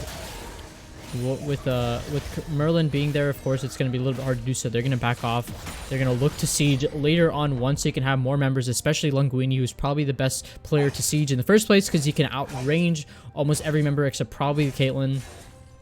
But in terms of just straight up damage potential, he can with the Q. Snipes can chunk squishy members of OWL down to like half HP with just one landed Q. So OWL is certainly going to have to respect that a lot when they are getting sieged upon. But for OWL, they're, they got to start posturing early. They have to get to these fights and these objectives much faster, because if they keep walking into Lotus Infamous, they're going to keep getting picked off like they have been. Yeah, it's rough because they have the tools available. They've got great poke here in the middle lane from Merlin KL, zoning tools and great poke from 13 Green Ninjas, and the Yordle Snap Traps to really just deny pathing and abilities for the team of Lotus. Oh, actually Vokian wants to find a fight here early. Dragon's Rage to kick out Media. Gonna find the kill here onto Fish. Actually, I believe the kick was more to just get rid of Medai in that top lane rather than just looking for the pick there. But a dive in from Dive. Not tanky enough to stay through take. Caitlyn, you're an anti-mage, not an anti-ADC. Will find 2 kills back here for themselves. Dragon on the map in 2 minutes, though, means that the soul still will likely be going over. But BDI in the top lane, find the damage here onto Ewok. Has to go to Undying Range early here. Look at this, the same, just might be able to keep him alive, but no, here it comes. Ewok finds the first kill, but Heaven Time able to just dash on forward. Cleans it up here on the Gwen. Turns out Jungle Gwen works here against Tryndamere. And I think the reason why Ewok was able to get that trade in the first place is solely because of the Executioners. The amount of healing that got cut from Medai from his kit was just so massive that he just died alone to the damage that Ewok has. And I mean, consistently Ewok's been playing well, right? Like his Tryndamere, pretty much every time they've sent multiple members to find him, he's been trading out at least one member with him. And I think that's crucial when you're playing this 4-1 composition, because your whole objective is to put pressure to drag people to one side of the map, so you split the members of the enemy team thin. You know, and he's doing that well, but unfortunately this game he's had a much less of an impact as he had in game 1 and game 2, because he's not playing against playing in a winning matchup against the Gwen. He's playing against a Warwick who actually solo killed him. So still, regardless, well, of course he did have the help of Wokian to neutralize some threats and get some ganks as well, but overall still a good play from him. Yeah, gotta say, I've been fairly impressed here by what they've been able to do in this top lane. I mean, Medai, you saw him get bullied out this entire series, able to kind of untilt here in this last game, play extremely strong against the Tryndamere. New matchup, Ewok, you know, despite finding that kill, this top lane I'd say has been going phenomenally, or just many degrees better than it has in the past here for Lotus Infamous. Oh yeah, I mean, I can 100% agree with that. I'm sure anyone watching this will agree to that as well, as now it's a push game. Who can push these waves in faster to get priority on this dragon? Of course, Dive is there on the bot side compared to no one there on OWL, so they're gonna get this bot push, so Dive will force someone to force someone to take that wave eventually. With that though, oh my god, that damage on the green ninjas. Dunked it to half. Luckily, some Honey Fruit will keep 13 Green Ninjas relatively healthy. Won't just get 2-shot by the Varus arrows. But like you said, this is what they need. They got the setup here early. 13 Green, or Nemesis now dropping down the Yordle Snap Traps. Believe I saw a teleport there. They might just go for mid lane turret here and say, we don't need Soul. We're happy to just take this tower. We got the inside track. We're going to keep on pushing. They got 4 minions alive here and a cannon. A great kick will be the start of the fight. Oh my god, look at the Teams of Corruption. Hero's entrance as well, just keep everyone CC'd in the middle. Backlight from the arrow. Massive here, but no one's going down. Wokian's still alive in the backline, just harassing out this Varus. Finds the kill eventually. Ewok goes down to, I believe, an Ignite there on the backside of the fight. Dadiam close now in trouble here as Dive trying to find something back. Where is Heaven Time? He's doing something here in the middle of the fight. Merlin, KL, 1 versus 4. What can Heaven Time do as everyone walks into melee range of the Gwen? This might be dangerous for them. Oh my Look god. at the damage. Everyone is bleeding out, but no one falls. Ocean Soul still on the map here. They might just look to deny this one, but Heaven Time is perfectly healthy. Dive hiding in the wings on the backside of this fight. They've got 1 Ocean Dragon to their name. Can keep him relatively healthy here as they continue to sustain up. Dive over the wall on the blast cone. Wokian dashing forward. Justice Punch forward. Will just drop there in that fight. Wokian finds the kill. Another Sonic Wave forward on the Daddy. I'm close. Surely they will fall. 1 versus 4. It's Gwen versus the world. Medai has already burned teleport. They cannot join this fight. But there is a smite steal possibility. Wokian has no smite. Should be a Sonic Wave kill here for the Lee Sin, but can they get in the pit? Going in, trying to find the kill. Heaven Time does go a little bit early here, but Medai has arrived. Teammate is here. The support has arrived. Oh no! It doesn't matter. Smites don't mean anything as the dragon will go over to Caitlyn. Medai now in trouble in the pit. Has found 2 kills here in this fight as Zungini will find the chain script for the wall. Will be a shutdown for the Varus actually, but be careful. That's Ewok. You don't want to get too close to that Tryndamere. Disengage is okay. So 3 kills for, I believe, 7? No, 6 kills on the side of OWL. I'd say this is massively worth for them as they've managed to find something back finally in this game, stopping the Ocean Drake snowball. and they will finally get something back for themselves in this series. Yeah, and I think the big part of that is denying the Ocean Soul for Lotus Infamous, right? If they get that, the healing coming through from Lotus Infamous is just going to be insane, right? You have the Executioner sure on Ewok, but you don't have it on NES, and arguably Ewok can't really proc that on multiple members very well. So you would need to start buying a lot more healing reduction items, reducing actual damage up from OWL's carries. But I mean, that fight was really weird because we initially thought that Lotus Infamous were just going to absolutely stomp that fight with the initial setup with the Chains of Corruption into Hero's entrance from dive, but they sustained it for so long, and Wokian did so much work being so strong in this Lee Sin, tanking up a lot, and of course, since he has a lot of HP in the inventory, he stayed alive for a long time. And then Heaven Time, what I assume he was doing for so long on the side of that fight was just trying to stay alive. He knew that because he was the jungler, he had to stay alive. So he tried to stay on the sidelines. But I mean, Lotus is just sneaking the Baron. Yeah, Gwen does so much damage to this thing, and they got the great same, and the taking is through Warwick. That's a dead jungler. No, actually able to get almost actually manages to get away. Flash Warthog still not giving enough ability to stay alive, but Baron has reset, so this will delay this take here for the side of Lotus Infamous, and there might be a contest still available here. Will be 4 versus 5 if they choose to go for it, but it looks like they want this dive going to be the initial target here to keep Ewok at bay. Death Sentence goes wide, and it's punished immediately here, so Fish going down there as a consequence of the Baron, but they managed to get it off the map. They managed to get the gold in their pockets and now have the potential of that siege. And there will be much harder now for this hyper mage team to clear out these waves. Yeah, I mean, with Linguini being the only ranged character on this on Lotus Infamous squad, they're really going to have to play at the Varus's back to siege well. Or they just have to play on straight damages. Heaven Time is looking for a cheese onto Nemesis. He's so close. Ooh, Nemesis going to be in trouble here. Good dash, and Newark has been popped, so looking to need just a little bit more damage, but that exhaust is keeping Nemesis alive at the power. This is a little bit too ambitious. Me die now in trouble as the snipe comes through, and the damage has gotta be here. Will he get stunned up and knocked back by the blast gun? Look at the healing! That is absurd! Still will die despite that, and that's only 3 people on the map now here. For Lotus Infamous, they're slowly losing their grip on this game. Yeah, going a little bit too far for that pick. I don't know why they really want to dive. Sure, Heaven Time had to use the ultimate, really wanted to commit to the kill, but going in when you don't have vision of mostly everyone, and with the fact that Merlin has a fairly long-range ultimate, you don't really want to make those plays when it's not a guaranteed kill, or you know exactly where the enemy members are. With Wokian, though, now looking for a play on Linguini.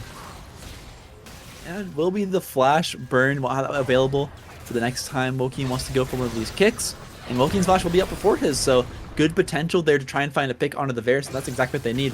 There's so much damage invested, or so much damage in gold invested in this Varus, in this composition. They need to keep Linguini alive. And constantly, I think in these fights, Wokian has been the person who's been diving, able to find kill after kill onto Linguini here. Or at least they're zoning him out. I guess not kill after kill, so it's only been one. But at least zoning him out, chunking him out, able to force this Varus away from the fight, and just make it hard for them to be able to win any kind of team fight or engagement. Yeah, and now Dive is looking to bully out Nemesis, forces him to dash over the wall. That means they're going to get a little bit of priority of this dragon that's spawning in 40 seconds. This now, once again, is the soul potentially for Lotus Infamous. Of course, if OWL can deny this again, that's so big, because now Caitlyn is scaling. Merlin is 3-0-8 and is only getting stronger on this earth with 10 stacks on the Magi's. So if it... Ooh, that's all damage. But if it turns in OWL's direction, this is going to be very hard for Infamous to keep going. Here we go. It's the war of the poke and the war of the same. But oh my god, what an engagement here. Able to suppress Nemesis. Manages to get over the wall. On the backside is a dive from the Tryndamere. Trying to keep their ADC alive. Will be the Death Sentence. Will be the hero's entrance. But it's almost not enough. Now 3 versus 4. Lamini did fall, but they should still have the fight. Having time now over the wall. Split. Dashing on here on the Merlin K. Wokian on the backside of this. He's the only one left alive. Has to make the hero play on Lee Sin, but just can't do it. Look at the crowd control. Heaven Time comes up huge in the fight. Yeah, that was a play that really worked out because they immediately killed off Nemesis. So all of that PO just went to waste. Green Ninjas immediately pop right after, and they're not even... Okay, they are going for the dragon. It's going to be Heaven Time that will secure it, and the rest will go to secure the to secure the tower. Wow, I almost forgot what the name of it was. But yeah, that's a good idea, right? You only need really one member to secure that. When every single member on the enemy side is dead, they're going to push to get this second tier 2 turret and then go for the inhibitor turret as well. Green Ninjas and Nemesis are up, so he's going to use the ultimate to clear the wave, but there shouldn't be much more contest outside of that. I believe they should be able to secure this tower. It's, oh, actually looking for the fight here. They dash on in. Nemesis is super low. Crowd control combo finds the kill, but Ewok wants the chase. He's be happy to let him go. On the top side, or on the bottom side, though, it's Heaven Time able to find yet another turret. So cracked open the base, no Baron necessary. They could just look to siege this one out if they so choose. Yeah, they're going to try and play it smart. They don't want to force the fight, of course. That was only Nemesis just getting too aggressive, so they went for the pick. So not a good game for him so far. 2-7-8 on the Caitlyn, but still a very strong champion when he gets to those 3 items, which he's almost close to. Has the BF sword in his inventory. But let's take a look at that dragon fight. Initially, it was just a poke game. Which team can poke out whoever, but then immediately the ultimate from Midai catches out Nemesis really far into the back of the fight. Of course, Heaven Time can secure that kill in the backline and is single-handedly zoning off like 3 members of ODL or OWL, which is really crucial. With that, of course, Linguini on the back end, and Fish can clean up easily, of course, with the help of Midai with the tank CC, and then it's just a clean up composition from there. They secure the dragon and pick up those extra 2 turrets in the mid lane. So really, really well played for Lotus Infamous to get that win team fight off, because in my opinion, Solpan, if Lotus Infamous lost that fight, they probably lose the game, simply because the momentum completely shifts and they lose the scaling game.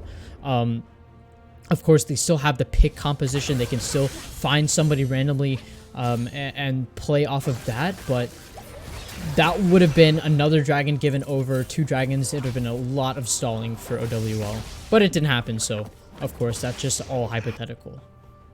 Yeah, I mean, and the game too, we saw Fish being kind of the person, like you were saying, that was getting those picks. This game, it's been Midai who absolutely popped off with that suppression, able to find the infinite duress onto Nemesis and like forces out the flash, gets him super low, and I really think that was the team fight win there. So a great engagement, and that's the pick potential you need. If you can't find the thresh hook, they're playing too safe.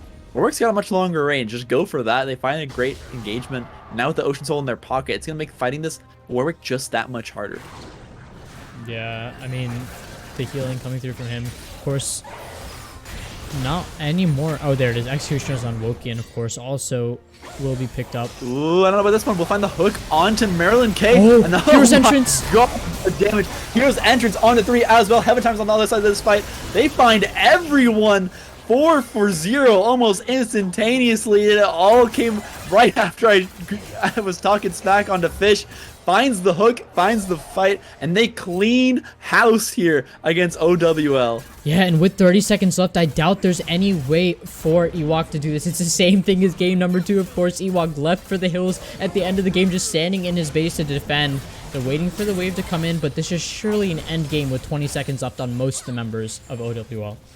Yeah, I have to imagine to go for the tower tank here and allow Limigini just to hit these Nexus towers. Ewok says, yeah, you know what? I'm going to preserve the KDA. You guys have fun over there. Nexus will fall, and it will be the scuffed reverse sweep here for Lotus Infamous as they find the Nexus in Game 3. Yeah, really, really big turnaround from game number 1. They recognized what they were going wrong, and they really fixed those up in... I mean, sure, the invades didn't go so well in game 1 and game 2, but at least in game 3, they knew, hey, maybe we might just be the better team in terms of just a pure regular game. No early shenanigans. Let's just play to what we know, and that's exactly what they did. Yeah, I mean, gotta give them props. Oh my Good God. change-ups in the draft here to make this game 3 work. We saw massive success from Midai playing that new style top lane Warwick. Managed to have great objective control in these games, and of course...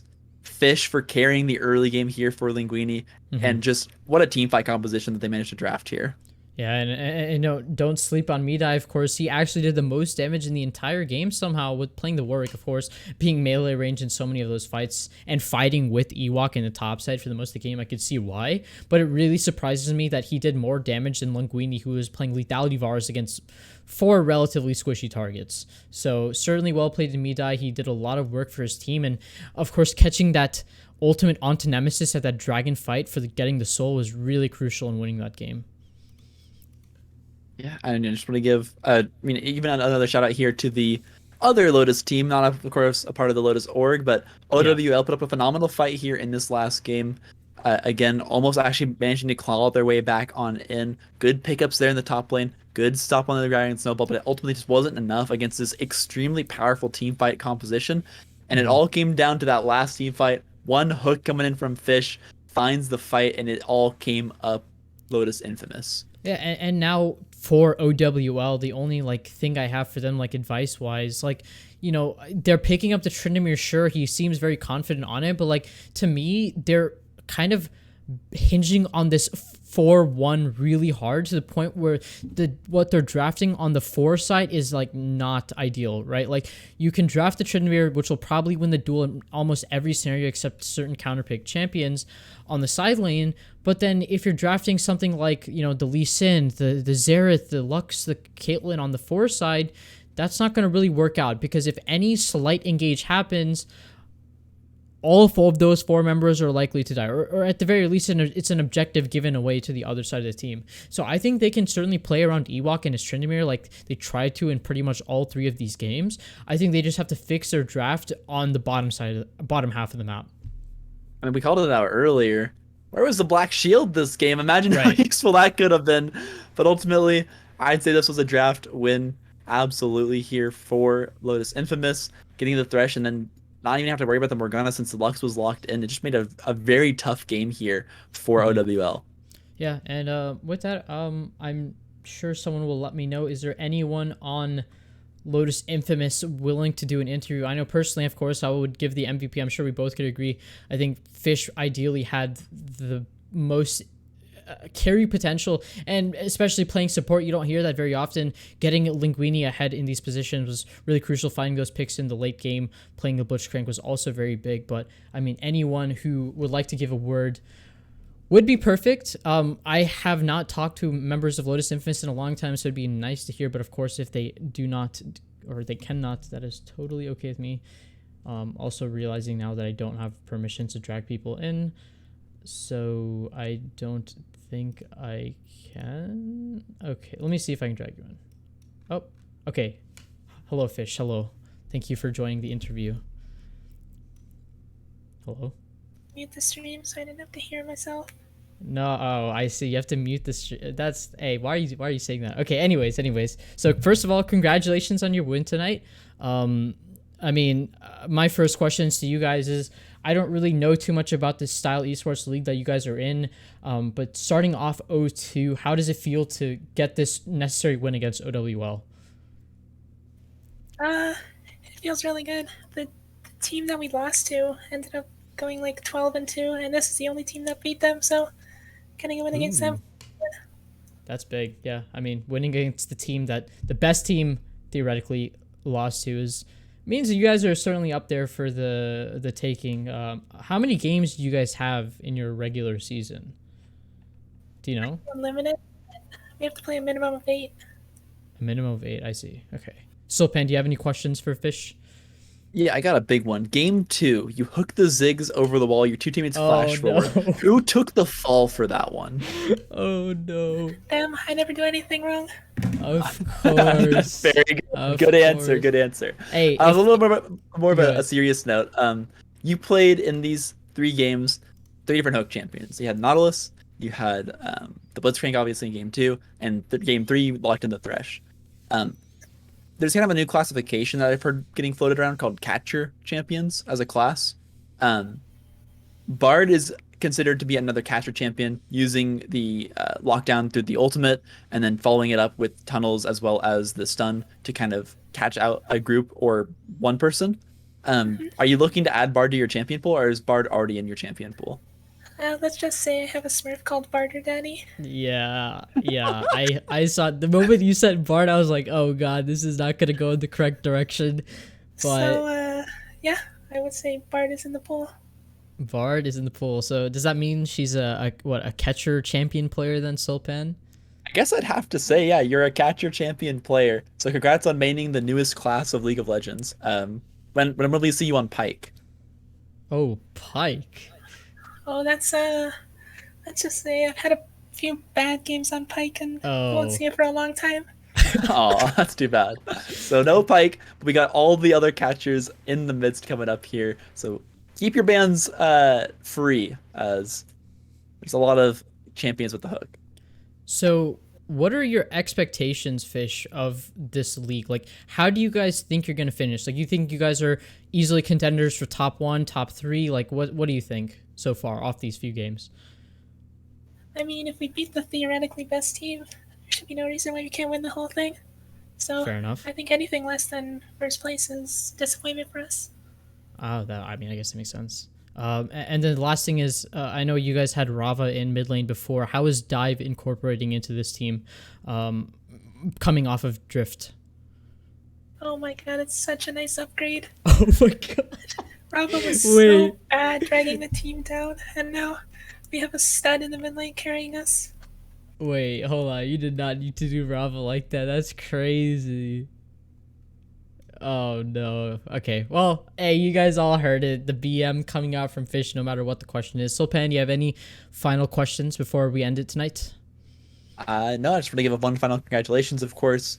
Great job picking up your first win here in Style Esports League, and against, of course, the best team, no less. Thank you, thank you. All right. Good night, Fish. Celebrate your victory with Lotus Infamous. Good Alright, will job do. today. Good night, guys. Adios. See ya. Good night. All right. Well, thank you to Fish for having such a humble interview. But still, I mean, hey, she deserves it, right? With the way she was playing today. I mean, the catcher champion Smurf, I guess we can call her now. And you know, it proves that to Style Esports and everyone playing, sure, Infamous had an 0-2 start. The storyline is there. They beat the theoretical best team, OWL. And they're looking to say that they are the best Lotus team in Style Esports, beating out Order of the White Lotus. Absolutely. Yeah, I mean, any final thoughts before we end it here today? Sulpan, completely no more streaming after game number 3. Anything else? I just like to give them a shout out for their ability to adapt in draft, and this is the ingredients for a winning team. Continue to find those moments where you can adapt a champion to a different lane. Flexible jungler who can play the Gwyn. I mean, they've got all with everything they need for to make a winning move here in this league. So I'm just very happy with what I saw today. I want to give a shout out to Lotus and their coaches, and thanks for having me on the desk. Yeah. Thank you, Sulpan, for coming in, of course, to cast this game with me. And, of course, a big shout out to Dunzy, who filled in for game number 1. And, of course, thank you, everyone watching, enjoying the League of Lotus gameplay. Of course, we had some technical difficulties at the beginning, but I appreciate you guys all staying around. So, from me and from everyone here who does production, from Emma, who makes all of the overlays, we greatly appreciate you guys watching, and have a great night today.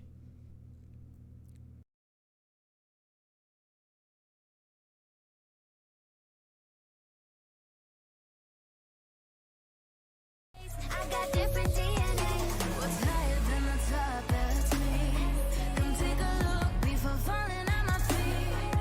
조용히 몸이 숙여봐. So take a look. 나를 기억해요, queen. All I ever know is life upon the throne. 시작하면 끝을 보는 거야. You want more? No, I got it so deep down. You look like you could use some more. No, I got it, never running low. Yeah, I got it more than enough. Let it up and away. You know I got it like boom, boom, blow your mind. Never giving less, and it's how it'll stay. You know I got it like all day, all the time. Way out，感觉犹如海浪的味道，不断往前，You'll never way down. This is how I do it every day. Wow, wow，这一路上的奇迹都记住了你的每一个瞬间，无比的耀眼。I know you want some more，准备好就一起走，Give me need more。No, I got it so deep down. You look like you could use some more. No, I got it, never running low. Yeah, I got it more than enough. Let it up and away.